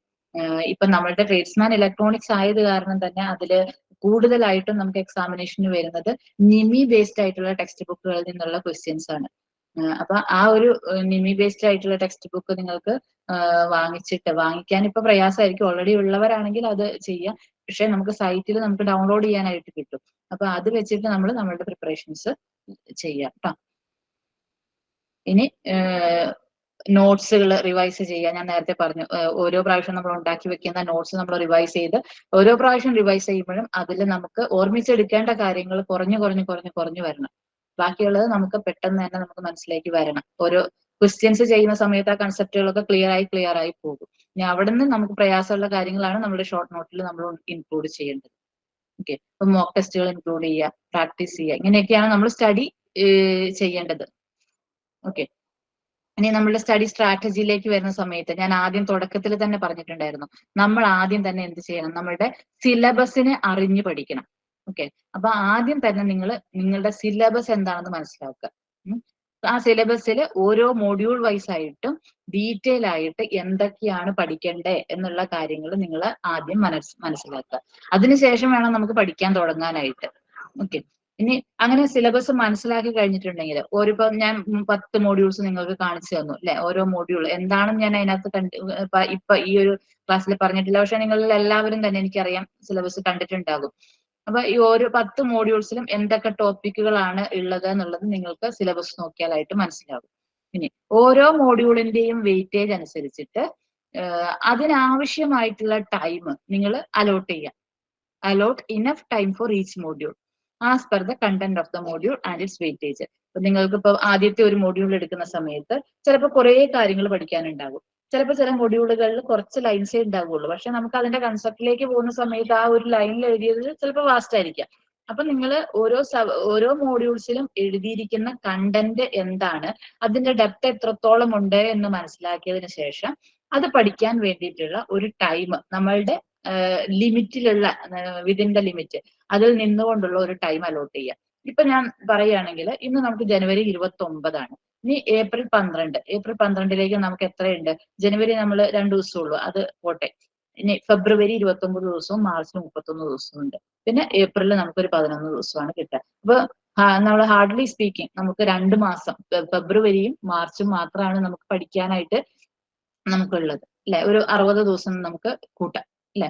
അപ്പൊ ആ 60 ദിവസം കൊണ്ട് നമുക്ക് ഈ 10 മോഡ്യൂളിലുള്ള ഓരോ മോഡ്യൂളിലുള്ള കണ്ടന്റ് എത്രത്തോളം ഡെപ്ത് ഉണ്ട് പഠിക്കാനായിട്ട് അത് നമ്മൾ ആ സിലബസ് പഠിച്ച് മനസ്സിലാക്കിയതിനു ശേഷം ആ ഓരോ കണ്ടന്റ് പഠിക്കുന്നതിന് വേണ്ടിയിട്ടുള്ള ടൈം നമ്മൾ അലോട്ട് ചെയ്യുക. അല്ലെങ്കിൽ ഓരോ മോഡ്യൂളിന് നമുക്ക് ഇത്ര ടൈം അലോട്ട് ചെയ്യുക. എനിക്ക് ആദ്യത്തെ മോഡ്യൂളിൽ 20 മാർക്ക് ക്വസ്റ്റ്യൻസ് വരും, അതിൽ ഇത്രത്തോളം വാസ്റ്റ് ആണത്, അത് പഠിക്കാൻ എനിക്ക് ഇത്ര ദിവസം വേണം എന്ന് അലോട്ട് ചെയ്ത് വെക്കുക. ആ അലോട്ട് ചെയ്തിട്ടുണ്ടെങ്കിൽ ആ ഇപ്പൊ ഒരു എക്സാമ്പിൾ പറയുകയാണെങ്കിൽ 10 ദിവസം ഞാൻ ആദ്യത്തെ മോഡ്യൂൾ പഠിക്കാൻ ഞാൻ അലോട്ട് ചെയ്ത് വെച്ചിട്ടുണ്ട്.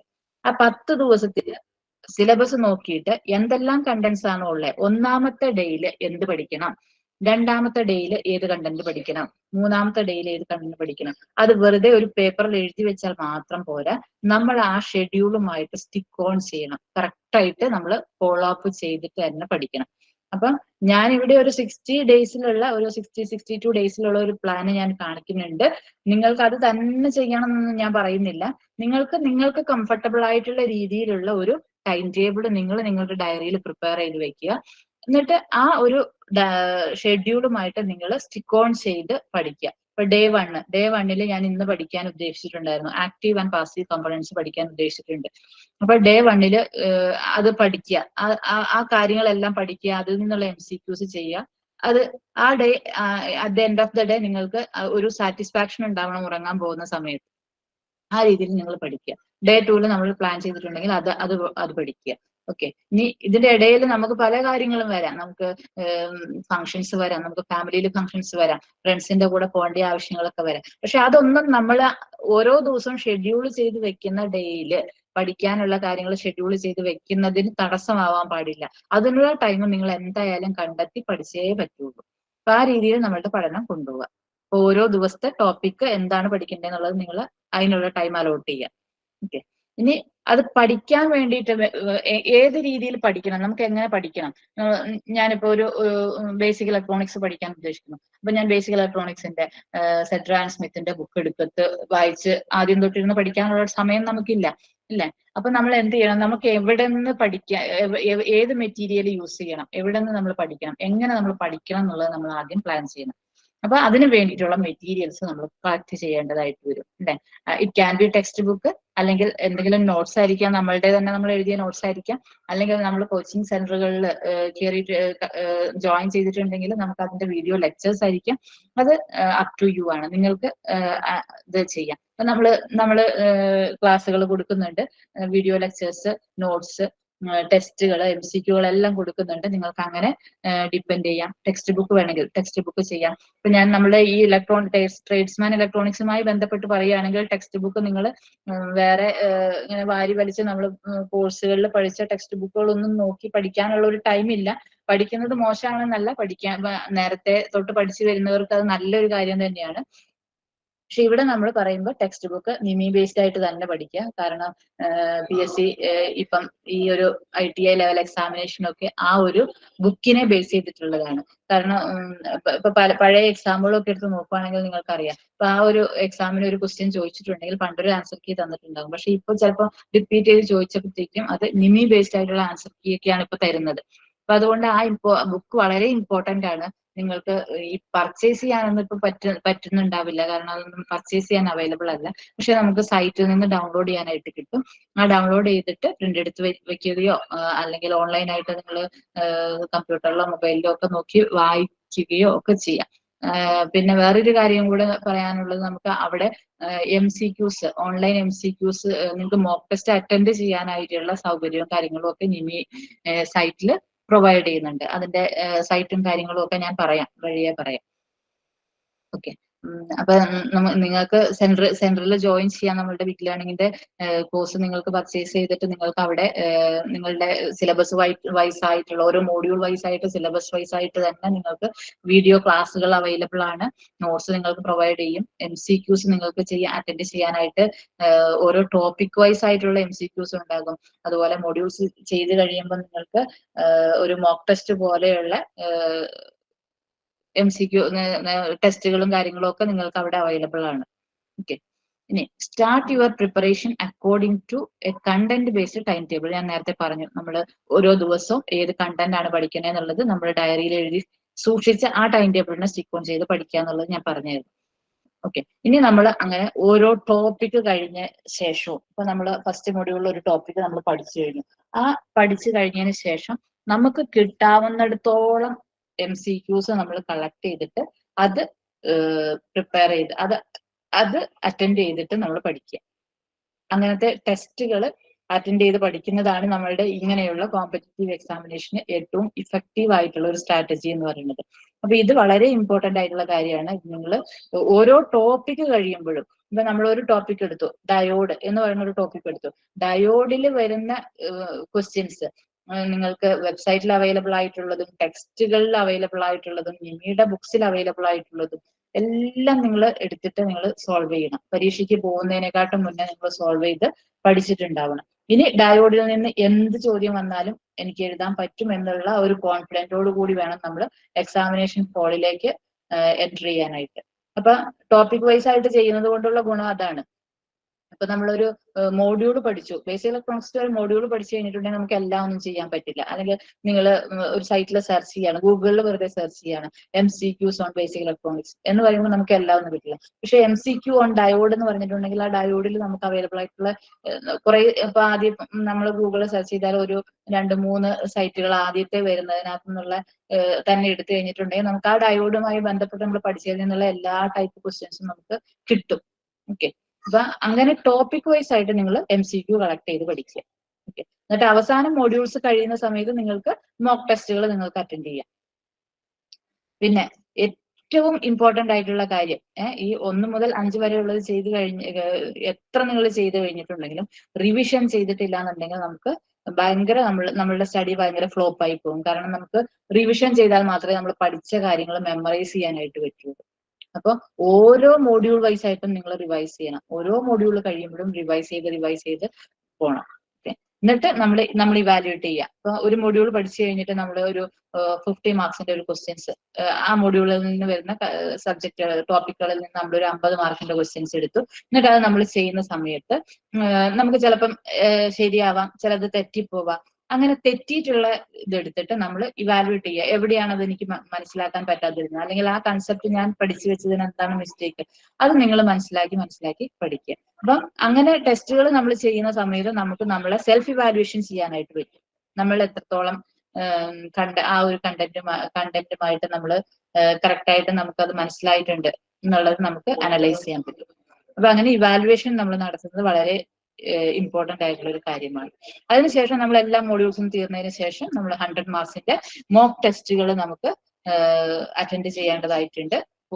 PYQs, previous year question papers attend ചെയ്യേണ്ടതായിട്ടുണ്ട്. അപ്പൊ അങ്ങനെ ചെയ്തു വരുമ്പോഴത്തേക്കും നിങ്ങൾക്ക് നല്ല രീതിയിൽ എക്സാമിനേഷന് കോൺഫിഡന്റോട് കൂടി ഇരുന്ന് അപ്പിയർ ചെയ്യാനായിട്ട് പറ്റും. ഓക്കെ, ഇനി നമുക്ക് സ്റ്റഡി പ്ലാനിലേക്ക് പോകാം. അതിന് മുന്നേ നമ്മുടെ റെഫറൻസ് ഞാൻ പറഞ്ഞ മിനിമിയുടെ ബുക്സ് ആണ് നമ്മൾ ഇമ്പോർട്ടന്റ് ആയിട്ട് നമ്മൾ നോക്കേണ്ടത്. അത് ഹാർഡ് കോപ്പി നിങ്ങൾക്ക് ഇല്ലാത്ത ആളുകളാണെങ്കിൽ നമുക്ക് ഓൺലൈൻ ആയിട്ട് നമുക്ക് ഓരോ കോഴ്സുകൾക്കും മിനിമിയുടെ ബുക്സ് ഡൗൺലോഡ് ചെയ്യാനായിട്ട് പറ്റും. ഭാരത് സ്കിൽസിന്റെ സൈറ്റിൽ കയറിയിട്ട്, ഇതാണ് അതിന്റെ സൈറ്റ്, https bharatskills.gov.in എന്ന് പറയുന്ന സൈറ്റിൽ കയറി നിങ്ങൾക്ക് ഡൗൺലോഡ് ചെയ്യാനായിട്ട് പറ്റും. അപ്പൊ അവിടെ ഇലക്ട്രോണിക് മെക്കാനിക് എന്ന് പറയുന്ന ഒരു കോഴ്സാണ്, ITIയുടെ ഒരു കോഴ്സാണ്. ആ കോഴ്സിൽ 4 സെമസ്റ്ററിൽ 4 ബുക്കുകൾ നമുക്ക് ഡൗൺലോഡ് ചെയ്യാൻ പറ്റും. അത് നിങ്ങൾ ഡൗൺലോഡ് ചെയ്യുക. ഓരോ സിലബസിലുള്ള ഒരു ടോപ്പിക് ആ ബുക്കുകളിലുള്ളത് വായിക്കുക. കുറച്ചേ ഉണ്ടാവുള്ളൂ ഓരോ ടോപ്പിക്കുകളും, അത് വായിക്കുക. അതിന്റെ MCQs നിങ്ങൾക്ക് അവൈലബിൾ ആയിരിക്കും ആ ബുക്കിൽ, അത് നിങ്ങൾ വർക്ക്ഔട്ട് ചെയ്ത് നോക്കുക. പോരാത്തതിന് ഈ ഒരു സൈറ്റിൽ പോയി കഴിഞ്ഞിട്ടുണ്ടെങ്കിൽ തന്നെ നമുക്ക് മോക്ക് ടെസ്റ്റ് അറ്റൻഡ് ചെയ്യാനായിട്ട് പറ്റും. അപ്പൊ അതും നിങ്ങൾ ഈ ഓൺലൈൻ പോർട്ടൽ വഴി നിമിയുടെ മോക്ക് ടെസ്റ്റുകൾ അറ്റൻഡ് ചെയ്ത് പഠിക്കുക. പിന്നെ നിങ്ങൾക്ക് വേണമെന്നുണ്ടെങ്കിൽ ഒബ്ജക്റ്റീവ് ക്വസ്റ്റ്യൻസ് നിങ്ങൾക്ക് നോക്കാം ബുക്കിലുള്ളത്. JB ഗുപ്തയുടെ ഒരു ഒബ്ജക്റ്റീവ് ബുക്കുണ്ട്. അത് അത്യാവശ്യം തരക്കേടില്ലാത്ത ഒരു ബുക്കാണ്. അത് നിങ്ങൾക്ക് വേണമെങ്കിൽ MCQs ചെയ്ത് നോക്കാനായിട്ട് യൂസ് ചെയ്യാവുന്നതാണ്. ഓക്കെ, ഇനി നമുക്ക് സ്റ്റഡി പ്ലാനിലോട്ട് പോകാം. ഞാൻ നേരത്തെ പറഞ്ഞതുപോലെ ടോപ്പിക് വൈസ് ആയിട്ടുള്ള പ്ലാൻ, ഡേ വൈസ് ആയിട്ടുള്ള പ്ലാൻ ഞാൻ ഒരെണ്ണം പ്രിപ്പയർ ചെയ്തിട്ടുണ്ട്. നിങ്ങൾക്ക് അത് തന്നെ ഫോളോ ചെയ്യണമെന്നൊന്നുമില്ല. നിങ്ങൾക്ക് നിങ്ങളുടേതായിട്ടുള്ള പ്ലാൻ ഉണ്ടാക്കാം. ചിലപ്പം ചില ആളുകൾക്ക് ചില സബ്ജക്റ്റുകൾ വളരെ ഈസി ആയിരിക്കും. ഇപ്പം 1 മുതൽ 10 വരെയുള്ള മൊഡ്യൂൾ ഉണ്ടല്ലോ. ഇപ്പൊ മൊഡ്യൂൾ 1-ൽ തന്നെ ചില ടോപ്പിക്കുകൾക്ക് ഞാൻ ഇവിടെ അലോട്ട് ചെയ്ത ടൈം ചിലപ്പോൾ നിങ്ങൾക്ക് ആവശ്യം ഉണ്ടാവില്ല. അപ്പൊ നിങ്ങൾക്ക് നിങ്ങളുടേതായ രീതിയിൽ കസ്റ്റമൈസ് ചെയ്തിട്ട് ആ ഒരു ഷെഡ്യൂൾ നിങ്ങൾക്ക് മാറ്റാം. ഇത് നിങ്ങൾക്ക് വേണമെങ്കിൽ ഒരു റെഫറൻസ് ആയിട്ട് മാത്രം എടുത്താൽ മതി. ഓക്കെ,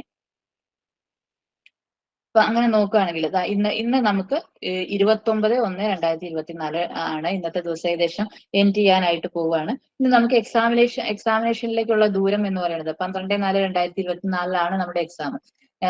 നമുക്ക് ഏകദേശം എത്ര സമയം ഉണ്ടാകും? ഈ ജനുവരിയിൽ 2 ദിവസം, ഫെബ്രുവരിയിൽ 29 ദിവസം, മാർച്ചിൽ 31 ദിവസം, പിന്നെ ഇവിടെ ഒരു 11 ദിവസം. അത്രയും ദിവസങ്ങളാണ്, ഒരു 73 ഡേയ്സ് അത്രയേ ഉള്ളൂ നമുക്ക് കിട്ടുള്ളൂ. നമുക്ക് ജസ്റ്റ് നോക്കി നോക്കാം എത്രയുണ്ട്. ജനുവരിയിൽ 73 ഡേയ്സ്, ജനുവരിയിൽ 2 ദിവസം, ഫെബ്രുവരിയിൽ 29 ദിവസം, മാർച്ചിൽ 31 ദിവസം, ഏപ്രിൽ 11 ദിവസം. ഇതെല്ലാം കൂടെ ആഡ് ചെയ്യുമ്പോൾ നമുക്ക് ടോട്ടൽ 73 ഡേയ്സ് ആണ് നമുക്ക് നമ്മളുടെ മുന്നിലായിട്ട് ആകെയുള്ളത്.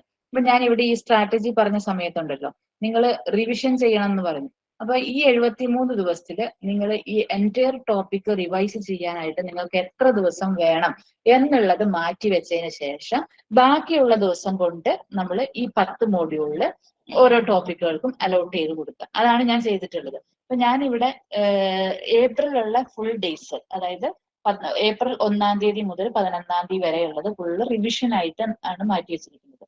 ആ റിവിഷൻ സമയത്ത് നിങ്ങൾ പഠിച്ചു വെച്ചിട്ടുള്ള കാര്യങ്ങൾ നിങ്ങൾക്ക് നോട്ട്സ് വായിക്കുകയോ, ഹലോ കേൾക്കുന്നില്ലേ? കേൾക്കുന്നുണ്ട് മാഡം, കേൾക്കുന്നുണ്ട്.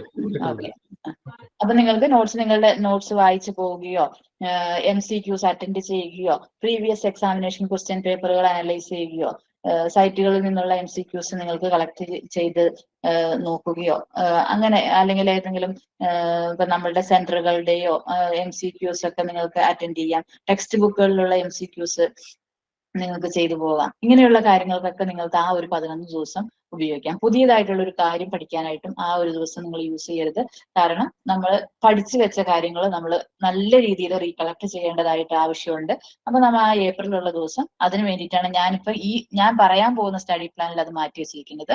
ബാക്കിയുള്ള ദിവസത്തിലാണ് നമ്മൾ പഠിക്കാൻ പോകുന്നത്, ഓരോ ടോപ്പിക്കുകളും പഠിക്കാൻ പോകുന്നത്. ഓക്കെ, അപ്പൊ ഇങ്ങനെയാണ് ഞാൻ എന്റെ അലോട്ട്മെന്റ് കൊടുത്തിരിക്കുന്നത്. നമുക്ക് ഈക്വൽ വെയിറ്റേജ് അല്ല ഓരോ മൊഡ്യൂളിനും. നേരത്തെ ഞാൻ പറഞ്ഞതുപോലെ തന്നെ ഡിഫറെന്റ് വെയിറ്റേജസ് ആണ് നമുക്ക് ഓരോ മൊഡ്യൂളിനും ഉള്ളത്. ഞാൻ ആദ്യം പറഞ്ഞ 1ഉം 2ഉം മൊഡ്യൂൾ വളരെ ഇമ്പോർട്ടന്റ് ആണ്, കൂടുതൽ മാർക്സ് അവിടെ നിന്നാണ് ഉള്ളത്. അപ്പൊ അതിന് ഞാൻ ഏകദേശം 25 ദിവസം ഞാൻ കൊടുത്തിട്ടുണ്ട്. 25 ദിവസം. ഓക്കെ, 12 ദിവസം ഫസ്റ്റ് മൊഡ്യൂളിന്, 13 ദിവസം സെക്കൻഡ് മൊഡ്യൂളിന് കൊടുത്തിട്ടുണ്ട്. ഓക്കെ, ഇനി മൊഡ്യൂൾ 3ക്ക് നമുക്ക് 8 മാർക്കേ ഉള്ളൂ. ഞാൻ അതിന് 4 ദിവസമാണ് കൊടുത്തിരിക്കുന്നത്. മൊഡ്യൂൾ 4ന് 15 മാർക്കുണ്ട്, അവിടെ ഞാൻ 9 ദിവസം കൊടുത്തിട്ടുണ്ട്. മൊഡ്യൂൾ 5ന് 5 ദിവസമുള്ളൂ, 3 ദിവസം കൊണ്ട് എനിക്കത് തീർക്കണം. മൊഡ്യൂൾ 6നും 5 മാർക്കാണ്, 3 ഡേയ്സിൽ എനിക്ക് തീർക്കണം. മൊഡ്യൂൾ 7ന് 10 മാർക്സ് ആണ്, 6 ഡേയ്സ് കൊണ്ട് എനിക്കത് തീർക്കണം. മൊഡ്യൂൾ 8ന് 5 മാർക്സ്, 3 ഡേയ്സിൽ ഞാൻ തീർക്കണം. മൊഡ്യൂൾ 9ന് 5 മാർക്സ്, 3 ഡേയ്സിൽ. മൊഡ്യൂൾ 10ന് 5 മാർക്സ്, 6 ഡേ, ഇതും 3 ഡേയ്സ് മതി. ഓക്കെ, 3 ഡേയ്സ് 5 മാർക്കല്ലേ ഉള്ളൂ, 3 ഡേയ്സ് മതി. ഈ ഒരു രീതിയിലാണ് നമ്മൾ പഠിക്കാൻ ഉദ്ദേശിക്കുന്നത്. ബാക്കിയുള്ള ദിവസങ്ങളിൽ ഇതിനകത്ത് എക്സ്ട്രാ ഉണ്ടെങ്കിൽ അതും കൂടെ ഞാൻ റിവിഷൻക്കാണ് അലോട്ട് ചെയ്യണത്. ഇപ്പൊ ഞാൻ ഇവിടെ ഇതിന് 12 ദിവസം അലോട്ട് ചെയ്തിട്ടുണ്ടെങ്കിൽ ഇതിലുള്ള എല്ലാ ടോപ്പിക്കുകളും പഠിക്കുക. ഇപ്പൊ ഒരു ദിവസം, ആദ്യത്തെ ദിവസം ഞാൻ ഒരു ടോപ്പിക് പഠിച്ചു, ലെറ്റ് ബി ഡയോഡാണ് പഠിക്കുന്നതെങ്കിൽ അന്ന് ഞാൻ ഡയോഡിലെ ആ പഠിക്കാൻ ഉദ്ദേശിച്ചിരിക്കുന്ന കാര്യങ്ങളെല്ലാം പഠിച്ചിട്ട് ഈ പഠിച്ചിരിക്കുന്ന ടോപ്പിക്കുകളിൽ നിന്നുള്ള MCQs ഞാൻ അന്നത്തെ ദിവസം തന്നെ കളക്ട് ചെയ്ത് പഠിക്കും. അതും കൂടെ വർക്ക്ഔട്ട് ചെയ്തിട്ടാണ് അന്നത്തെ ദിവസം അവസാനിക്കുള്ളൂ. ഓക്കെ, അതേപോലെ രണ്ടാമത്തെ ദിവസം ടോപ്പിക്കും അങ്ങനെ തന്നെ. അപ്പൊ അതിൽ നിന്ന് വരുന്ന MCQs ഞാൻ അന്ന് തന്നെ ചെയ്ത് നോക്കും. എന്നിട്ട് 11 ദിവസം കൊണ്ട് ഞാൻ എന്റെ ടോപ്പിക് തീർത്തിട്ട് 12ാമത്തെ ദിവസം ഫുൾ ആ ഒരു മോഡ്യൂളിലുള്ള MCQs ആണ് ചെയ്യാൻ പോകുന്നത്. അതേപോലെ ഓരോ മോഡ്യൂൾസും. അപ്പൊ നമ്മള് ഈ ഫസ്റ്റ് മോഡ്യൂളിലുള്ള ഓരോ ടോപ്പിക്കും ഒരു പ്രാവശ്യം കണ്ട് അതിന്റെ MCQs ചെയ്യുന്നുണ്ട്, അത് പഠിച്ച് അതിന്റെ MCQs ചെയ്യുന്നുണ്ട്. പിന്നെ ലാസ്റ്റ് ഡേ നമ്മൾ അതിനകത്തുള്ള MCQs ഒന്നും കൂടെയും വരുന്നുണ്ട്. ഓക്കെ, അപ്പൊ അത്രയും നമ്മൾ ഓരോ മോഡ്യൂളിനും നമ്മൾ കൊടുക്കുന്നുണ്ട്. അതിനുശേഷം നമ്മൾ കംപ്ലീറ്റ് 10 മോഡ്യൂൾസ് ചെയ്ത് കഴിയുമ്പോൾ പിന്നെയുള്ള ദിവസങ്ങളൊക്കെ ഈ MCQs ചെയ്യാൻ വേണ്ടിയിട്ടാണ്. അപ്പൊ നമ്മൾ വീണ്ടും അവിടെ റിവിഷൻ ആണ് സംഭവിക്കുന്നത്. അങ്ങനെ നമ്മൾ റിവൈസ് ചെയ്ത് പഠിച്ചാൽ മാത്രമേ നമുക്ക് ചെയ്യാനായിട്ട് പറ്റുള്ളൂ. അപ്പൊ ഇത് ചെയ്യുമ്പോൾ ഇവിടെ ഫസ്റ്റ് ഡേ 1 ഞാൻ എന്ത് ചെയ്തു? ഡേ 1 എന്റെ സിലബസിലെ ആദ്യത്തെ മോഡ്യൂളിലെ ബേസിക് ടേംസ് ആണ് ഫസ്റ്റ് ടോപ്പിക് വരുന്നത്. എന്താണ് ഇലക്ട്രിക് ചാർജ്, പൊട്ടൻഷ്യൽ ഡിഫറൻസ് എന്താണ്, വോൾട്ടേജ് എന്താണ്, കറണ്ട് എന്താണ്, റെസിസ്റ്റൻസ്, അതൊക്കെ നമ്മളുടെ ബേസിക് ടേംസുകളാണ്. അപ്പൊ ഇതിൽ നിന്നുള്ള കാര്യങ്ങളൊക്കെ നമ്മൾ കറക്റ്റ് അതിന്റെ കൺസെപ്റ്റുകൾ മനസ്സിലാക്കുന്നു. അതിന്റെ MCQs അവൈലബിൾ ആയിട്ടുള്ളത് നമ്മൾ അന്ന് തന്നെ ചെയ്തു നോക്കും. ഇനി നമുക്ക് എന്തെങ്കിലും ഈ പഠിക്കുന്ന സമയത്ത് നമുക്ക് നോട്ട് ചെയ്ത് വെക്കണമെങ്കിൽ നോട്ട് ചെയ്ത് വെക്കുക. ചെറുതായിട്ട് ഇനിയിപ്പം നമ്മൾ വലിയ ഇലാബറേറ്റ് ആയിട്ടുള്ള ഒരു നോട്ടൊന്നും ഉണ്ടാക്കാന്ന് പറയുന്നത് ഈ ഒരു സമയത്ത് ഭയങ്കര പ്രയാസമായിരിക്കും. ഇപ്പം നിങ്ങൾ ആദ്യമായിട്ട് പഠനം തുടങ്ങാൻ പോകുന്ന ആൾക്കാരാണെങ്കിൽ നിങ്ങൾക്ക് കോച്ചിങ് എടുക്കാം, നിങ്ങൾക്ക് നമ്മുടെ കോച്ചിങ് എടുക്കാം. കോച്ചിങ് എടുത്തു കഴിഞ്ഞിട്ട് ഈ പറഞ്ഞ കാര്യങ്ങളൊക്കെ ഓൾറെഡി കോഴ്സ് തുടങ്ങിയിട്ട് നമ്മൾ കുറച്ച് നാളായിട്ടുണ്ടാകും. അപ്പൊ നിങ്ങളുടെ ആപ്പിൽ ഈ ക്ലാസ്സുകളൊക്കെ അവൈലബിൾ ആയിരിക്കും. അപ്പൊ നിങ്ങൾ ആദ്യത്തെ ആ ക്ലാസ് കാണുന്നു, അതിന്റെ കൂടെ തന്നെ അതിൽ തന്നെ കുറച്ച് MCQs ഉണ്ടാകും, അത് നിങ്ങൾ പഠിക്കുന്നു, ചെയ്ത് നോക്കുന്നു. ബാക്കിയുള്ളത് നിങ്ങൾ സൈറ്റുകളിൽ നിന്നോ ബുക്കുകളിൽ നിന്നോ കളക്ട് ചെയ്യുന്നു. ഡൗട്ടുകൾ ഉണ്ടെങ്കിൽ നിങ്ങൾ അന്നേരം തന്നെ ക്ലിയർ ചെയ്ത് പോകുന്നു. ആ ഒരു രീതിയിൽ നിങ്ങൾ പഠിച്ചു പോവുക. അപ്പൊ നമുക്ക് കൂടുതലായിട്ട് ഇപ്പം നമുക്ക് എല്ലാം ഒന്നും എഴുതി വെക്കേണ്ട കാര്യം ഉണ്ടാവില്ല. കാരണം ചിലപ്പോൾ നിങ്ങൾക്ക് അറിയാവുന്ന കാര്യങ്ങളായിരിക്കും, ഇതൊക്കെ വളരെ ബേസിക് ആയിട്ടുള്ള കാര്യങ്ങളാണ്. അപ്പൊ അതിൽ നിന്ന് നമ്മൾ MCQ ചെയ്യുന്ന സമയത്ത് നിങ്ങൾക്ക് ആവശ്യമുള്ളത് മാത്രം നിങ്ങൾ എഴുതി വെക്കുക. ചിലപ്പോൾ ചില ക്വസ്റ്റ്യൻസ് വായിക്കുന്ന സമയത്ത് ഇതെനിക്ക് കേട്ടിട്ടില്ല, അല്ലെങ്കിൽ ഇതെനിക്ക് പഠിക്കേണ്ടതായിട്ടുള്ള കാര്യമാണ്, എനിക്ക് മുന്നേ അറിയില്ലാത്ത ഒരു കാര്യമായിരുന്നു, അത് നിങ്ങൾ എഴുതി വെക്കുക. മറന്നു പോകാതിരിക്കാനും പിന്നീട് റിവൈസ് ചെയ്യാനും നിങ്ങൾക്കത് ആവശ്യമായിട്ട് വരും. നിങ്ങൾക്ക് അറിയാവുന്ന കാര്യങ്ങൾ നിങ്ങൾ ഇനി എഴുതി പഠിച്ചു പോകണമെന്ന് ഞാൻ വീണ്ടും ഇൻസിസ്റ്റ് ചെയ്ത് പറയുന്നില്ല. നിങ്ങൾക്ക് പക്ഷെ അറിയില്ലാത്ത കാര്യങ്ങളും നിങ്ങൾ MCQ അറ്റൻഡ് ചെയ്യുന്ന സമയത്ത് ശരിയാണെന്ന് വിചാരിച്ചിട്ട് തെറ്റിപ്പോകുന്ന കാര്യങ്ങളും ഉണ്ടാകും. അതും രണ്ടും എഴുതി വെക്കുക. അറിയില്ലാത്ത കാര്യങ്ങൾ എഴുതുക, നിങ്ങൾ ചെയ്യുമ്പം വരുന്ന തെറ്റുകൾ ഉണ്ടായിട്ടുള്ള കാര്യങ്ങളും എഴുതി വെക്കുക. എന്നിട്ട് അത് റിവൈസ് ചെയ്ത് പഠിക്കുക. അപ്പൊ നിങ്ങൾക്ക് ആ ഒരു കൺസെപ്റ്റ് ക്ലിയർ ആയിട്ട് പോകും. അതേപോലെ രണ്ടാമത്തെ ഡേയിൽ ഞാൻ single phase and 3 face supply, line voltage എന്താണ്, ലൈൻ കറണ്ട് എന്താണ്, ഫേസ് വോൾട്ടേജ് എന്താണ്, ഫേസ് കറണ്ട് എന്താണ്, അതിൽ വരുന്ന ഇക്വേഷൻസ്, അങ്ങനത്തെ കാര്യങ്ങളൊക്കെ ഞാൻ പഠിക്കുന്നു, എഴുതി വെക്കുന്നു. അതിൽ നിന്ന് വരുന്ന MCQs ചെയ്യുന്നു. ഇതേപോലെ ഞാൻ ഓരോ ടോപ്പിക്കുകളും നമ്മളുടെ സിലബസിലുള്ള ഓരോ വേർഡ് ബൈ വേർഡ് ആയിട്ട് ഞാനിങ്ങനെ അനലൈസ് ചെയ്ത് ഓരോ ഡേ അലോട്ട് ചെയ്ത് വെച്ചിട്ടുണ്ട് പഠിക്കാനായിട്ട്. ഓരോ ഡേ ചെയ്യുമ്പോഴും at the end of the day ഈ ടോപ്പിക്കുകളിൽ നിന്ന് വരുന്ന MCQs ഇവിടെയും MCQs ചെയ്യും. അതിൽ നിന്ന് അറിയില്ലാത്തത് ഞാൻ എന്റെ നോട്ടിൽ എഴുതി വെക്കും എല്ലാം. എന്നിട്ട് നമ്മൾ അതൊന്ന് റിവൈസ് ചെയ്തിട്ട് നമ്മൾ കിടക്കണം. അങ്ങനെ ഈ ഫസ്റ്റ് മോഡ്യൂൾ 1 എത്ര ദിവസമാണ് ഞാൻ അലോട്ട് ചെയ്തിട്ടുള്ളത്? 12 ദിവസമാണ് അലോട്ട് ചെയ്തിട്ടുള്ളത്. അപ്പൊ ഡേ 1, 2, 3, 4, 5 അങ്ങനെ 6, 7, 8, 9, 10, 11 ഡേയ്സ് കൊണ്ട് ഞാൻ അത് ഫുള്ള് തീർക്കും. 12th ഡേ ഞാൻ എന്താണ് ചെയ്യണത്? ഈ ഫസ്റ്റ് മോഡ്യൂളിലെ റിവിഷൻ ചെയ്യും. റിവിഷനും റിലേറ്റഡ് പ്രോബ്ലം സോൾവിങ്സും. അപ്പൊ നമ്മൾ എഴുതി വെച്ച് നമ്മൾ ഓരോ ദിവസത്തെ ടോപ്പിക്കുകൾ പഠിക്കുന്ന സമയത്തും നമുക്ക് ആവശ്യം വേണ്ട കാര്യങ്ങളൊക്കെ നമ്മൾ നോട്ടിൽ എഴുതി വെക്കുന്നുണ്ട്. ആ നോട്ട് നമ്മൾ ലാസ്റ്റ് ഡേ, ആ മൊഡ്യൂളിന് നമ്മൾ അലോട്ട് ചെയ്ത ദിവസത്തിന്റെ ലാസ്റ്റ് ഡേ നമ്മൾ റിവിഷൻ ചെയ്യുന്നു. MCQs നമ്മൾ ചെയ്ത് നോക്കുന്നു ആ ദിവസം. അപ്പൊ നമുക്ക് മോഡ്യൂൾ 1 ഒരുമാതിരി നമുക്ക് എല്ലാ കാര്യങ്ങളും നമ്മൾ പഠിച്ചു എന്നുള്ളത് നമ്മൾ ഉറപ്പാക്കുക. ഇപ്പൊ ഇത്രയും നമ്മൾ വിചാരിക്കുന്ന ഈ ദിവസത്തിനുള്ളിൽ തന്നെ നമ്മൾ തീർക്കണം. ഇപ്പൊ ഞാൻ ഇവിടെ ഈ 6th ഡേയിൽ ഞാൻ ഇത്രയും കാര്യങ്ങളാണ് ചെയ്യുന്നത്. ചില ആളുകൾക്ക് ചിലപ്പോൾ ഇത്രയും കാര്യമല്ല, ഇതിനെക്കാട്ടും കുറച്ചും കൂടെ കൂടുതൽ കാര്യങ്ങൾ നമുക്ക് ഈ ഒരു ദിവസത്തെ തീർക്കാനായിട്ട് പറ്റും. കാരണം ഇതൊക്കെ അവർക്ക് എളുപ്പമുള്ള കാര്യങ്ങളായിരുന്നു, അവർക്ക് കൂടുതൽ അറിയാവുന്ന കാര്യങ്ങളാണെങ്കിൽ നിങ്ങൾക്ക് അതനുസരിച്ചിട്ട് ഇവിടേക്ക് പോർഷൻസ് ആഡ് ചെയ്യാം. ചില ടോപ്പിക്കുകൾ വരുന്ന സമയത്ത്, ഇപ്പൊ ട്രാൻസ്ഫോമർ വരുന്ന സമയത്ത് ചിലപ്പോൾ ഇലക്ട്രോണിക് സ്റ്റുഡൻസിന് അത് കുറച്ച് ബുദ്ധിമുട്ടായിട്ട് വരികയാണെങ്കിൽ നിങ്ങൾക്ക് വേണമെങ്കിൽ ഈ ട്രാൻസ്ഫോമറിൽ നമുക്ക് കുറച്ച് ടോപ്പിക്കുകൾ മാത്രമാക്കിയിട്ട് ബാക്കിയുള്ളത് നമുക്ക് അടുത്ത ദിവസത്തിലേക്ക് മാറ്റാം. അങ്ങനെ നിങ്ങൾക്ക് വേണമെങ്കിൽ അങ്ങോട്ടും ഇങ്ങോട്ടും ഒക്കെ നിങ്ങൾക്ക് മാറ്റിയും മറിച്ചും ഒക്കെ നിങ്ങളുടെ കൺവീനിയൻസിനനുസരിച്ചിട്ട് നിങ്ങൾക്ക് ഈ ഷെഡ്യൂൾ പ്രിപ്പയർ ചെയ്യാം. പക്ഷെ എല്ലാവർക്കും ഒരു ഷെഡ്യൂൾ ഉണ്ടായിരിക്കണം എന്നുള്ളതാണ് ഇമ്പോർട്ടന്റ് ആയിട്ടുള്ള കാര്യം. ഷെഡ്യൂൾ വെറുതെ ബുക്കിൽ എഴുതി വെച്ചാൽ പോരാ, അത് നമ്മൾ സ്റ്റിക്ക് ഓൺ ചെയ്ത് ആ ഒരു ദിവസം നമ്മൾ ചെയ്യാൻ ഉദ്ദേശിച്ച കാര്യങ്ങൾ നിങ്ങൾ ഉറങ്ങുന്നതിനെക്കാട്ടും മുന്നേ ചെയ്തിട്ടുണ്ട് എന്നുള്ളത് ഉറപ്പ് വരുത്തുകയും കൂടെ ചെയ്യാം.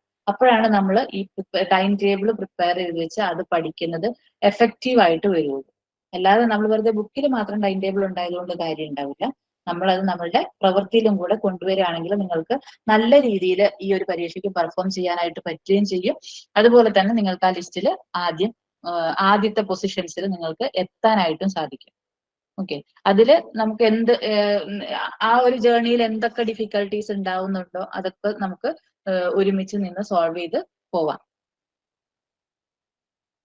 അങ്ങനെ നമ്മൾ ഫസ്റ്റ് മൊഡ്യൂൾ കംപ്ലീറ്റ് ചെയ്തു. ഇനി അടുത്ത മൊഡ്യൂൾ 2, അതിന് ഞാൻ 22 മാർക്കിന്റെ മൊഡ്യൂളാണ്. 13 ദിവസം അലോട്ട് ചെയ്ത് കൊടുത്തിട്ടുണ്ട് അല്ലെ.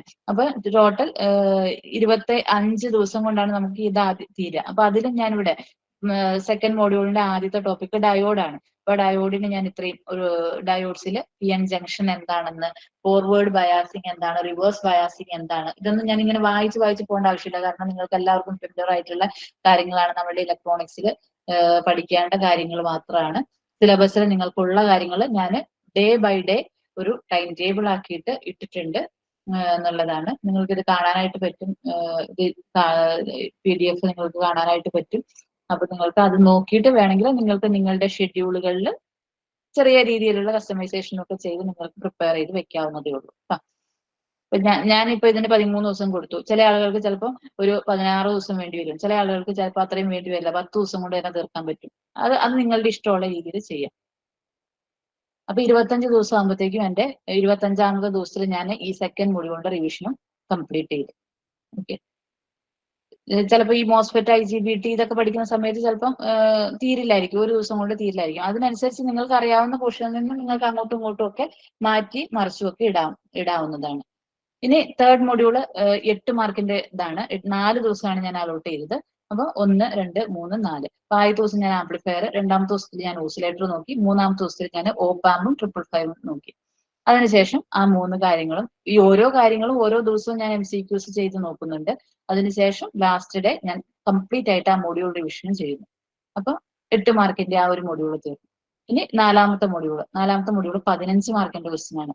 15 മാർക്ക് എന്ന് പറഞ്ഞപ്പോൾ ഞാൻ അതിനകത്ത് 9 ദിവസം അലോട്ട് ചെയ്തിട്ടുണ്ടായിരുന്നു. അപ്പൊ 1, 2, 3, 4, 5, 6, 7, 8, 9 9th ഡേയിൽ ഞാൻ റിവിഷൻ ചെയ്തു. ഇങ്ങനെ നമ്മൾ ഓരോ മൊഡ്യൂളിനും ഡേ ബൈ ഡേ ആയിട്ട് ഞാൻ റിവിഷൻ അടക്കം നമ്മൾ അലോട്ട് ചെയ്ത് നമ്മളുടെ സ്റ്റഡി പ്ലാൻ ചെയ്തു. ഓക്കെ, അങ്ങനെ ലാസ്റ്റ് ഡേ വന്നിട്ട് നമ്മളുടെ ലാസ്റ്റ് 10th മൊഡ്യൂളും നമ്മൾ ഇതുപോലെ കംപ്ലീറ്റ് ചെയ്തു. ഓക്കെ, ഇനി നമ്മളുടെ കോഴ്സിലെ ഈച്ച് ആൻഡ് എവറി ടോപ്പിക്കും നമുക്ക് മൊഡ്യൂൾ വൈസ് ആയിട്ട് തന്നെ നിങ്ങളുടെ ആപ്ലിക്കേഷനിൽ അവൈലബിൾ ആയിരിക്കും. നിങ്ങൾക്ക് താല്പര്യം ഓൾറെഡി ജോയിൻ ചെയ്തിട്ടുള്ള ആളുകൾ ഉണ്ടാകും. താല്പര്യമുള്ള ആളുകൾക്ക് നിങ്ങൾക്ക് അഡ്മിഷൻ കാര്യങ്ങളുമായിട്ട് ഓഫീസിൽ കോൺടാക്ട് ചെയ്യാവുന്നതാണ്. നിങ്ങൾക്ക് ജോയിൻ ചെയ്യാവുന്നതാണ്. ഈ 2 മാസം നിങ്ങളുടെ ടൈം ഒട്ടും തന്നെ നഷ്ടപ്പെടാതെ നിങ്ങൾക്ക് ഇഫക്റ്റീവായിട്ട് യൂട്ടിലൈസ് ചെയ്യാനായിട്ട് പറ്റും. ആ ഒരു രീതിയിൽ നിങ്ങളുടെ പഠനം കൊണ്ടുപോകാനായിട്ടും പറ്റും. ഇനി 62 ദിവസം കൊണ്ട് ഞാൻ എൻ്റെ കോഴ്സ് കംപ്ലീറ്റ് ആയിട്ട് ഞാൻ ഒരു തവണ പഠിച്ച് അതിന്റെ കൂടെ തന്നെ റിവിഷനും കൂടെ ചെയ്തു പോയി. ഓക്കെ, ഓരോ ദിവസവും പഠിച്ചു, പിന്നെ മോഡ്യൂൾ വൈസ് ആയിട്ടുള്ള റിവിഷനും ചെയ്തു പോയി. ഇനി ബാക്കിയുള്ള 10 ദിവസം 63 മുതൽ 73 ദിവസം 73rd ഡേ വരെ, അതായത് ഏപ്രിൽ മാസത്തിൽ ഞാൻ കംപ്ലീറ്റ് റിവിഷൻ ആണ് ചെയ്യാൻ പോകുന്നത്. അപ്പൊ ഇവിടെ ആകെ 10 ദിവസമാണ് അവൈലബിൾ ആയിട്ടുള്ളത്.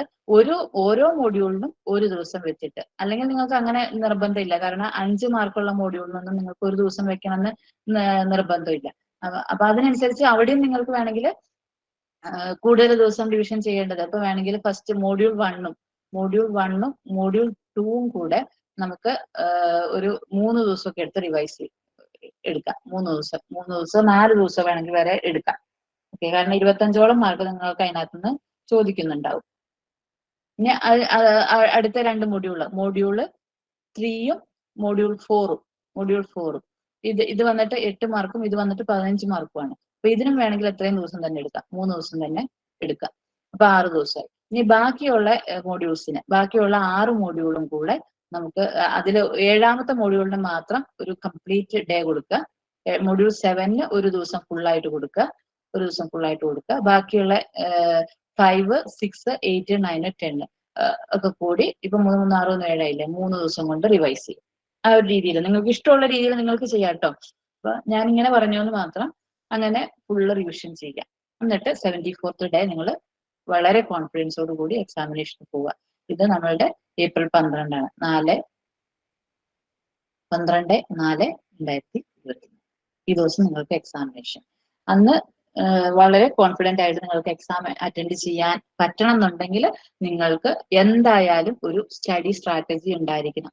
എന്തെങ്കിലുമൊക്കെ കാണിച്ച് ഞാനൊരു 5 മൊഡ്യൂൾ പഠിച്ചിട്ട് പോയിട്ട് പരീക്ഷ എഴുതാം, ആ ഒരു രീതിയിൽ ചെയ്യരുത്. കാരണം നിങ്ങൾക്ക് എല്ലാ മൊഡ്യൂളും നിങ്ങൾ ഒട്ടും ഒരു കാര്യം പോലും വിടാതെ വൃത്തിയായി പഠിച്ച് പോയി പരീക്ഷയ്ക്ക് ഇരിക്കുകയാണെന്നുണ്ടെങ്കിൽ നിങ്ങൾക്ക് ഉറപ്പായിട്ടും നല്ലൊരു റാങ്ക് നിങ്ങൾക്ക് ഈ ഒരു എക്സാമിനേഷന് റാങ്ക് ലിസ്റ്റ് വരുന്ന സമയത്ത് നിങ്ങൾക്ക് നേടാനായിട്ട് സാധിക്കും.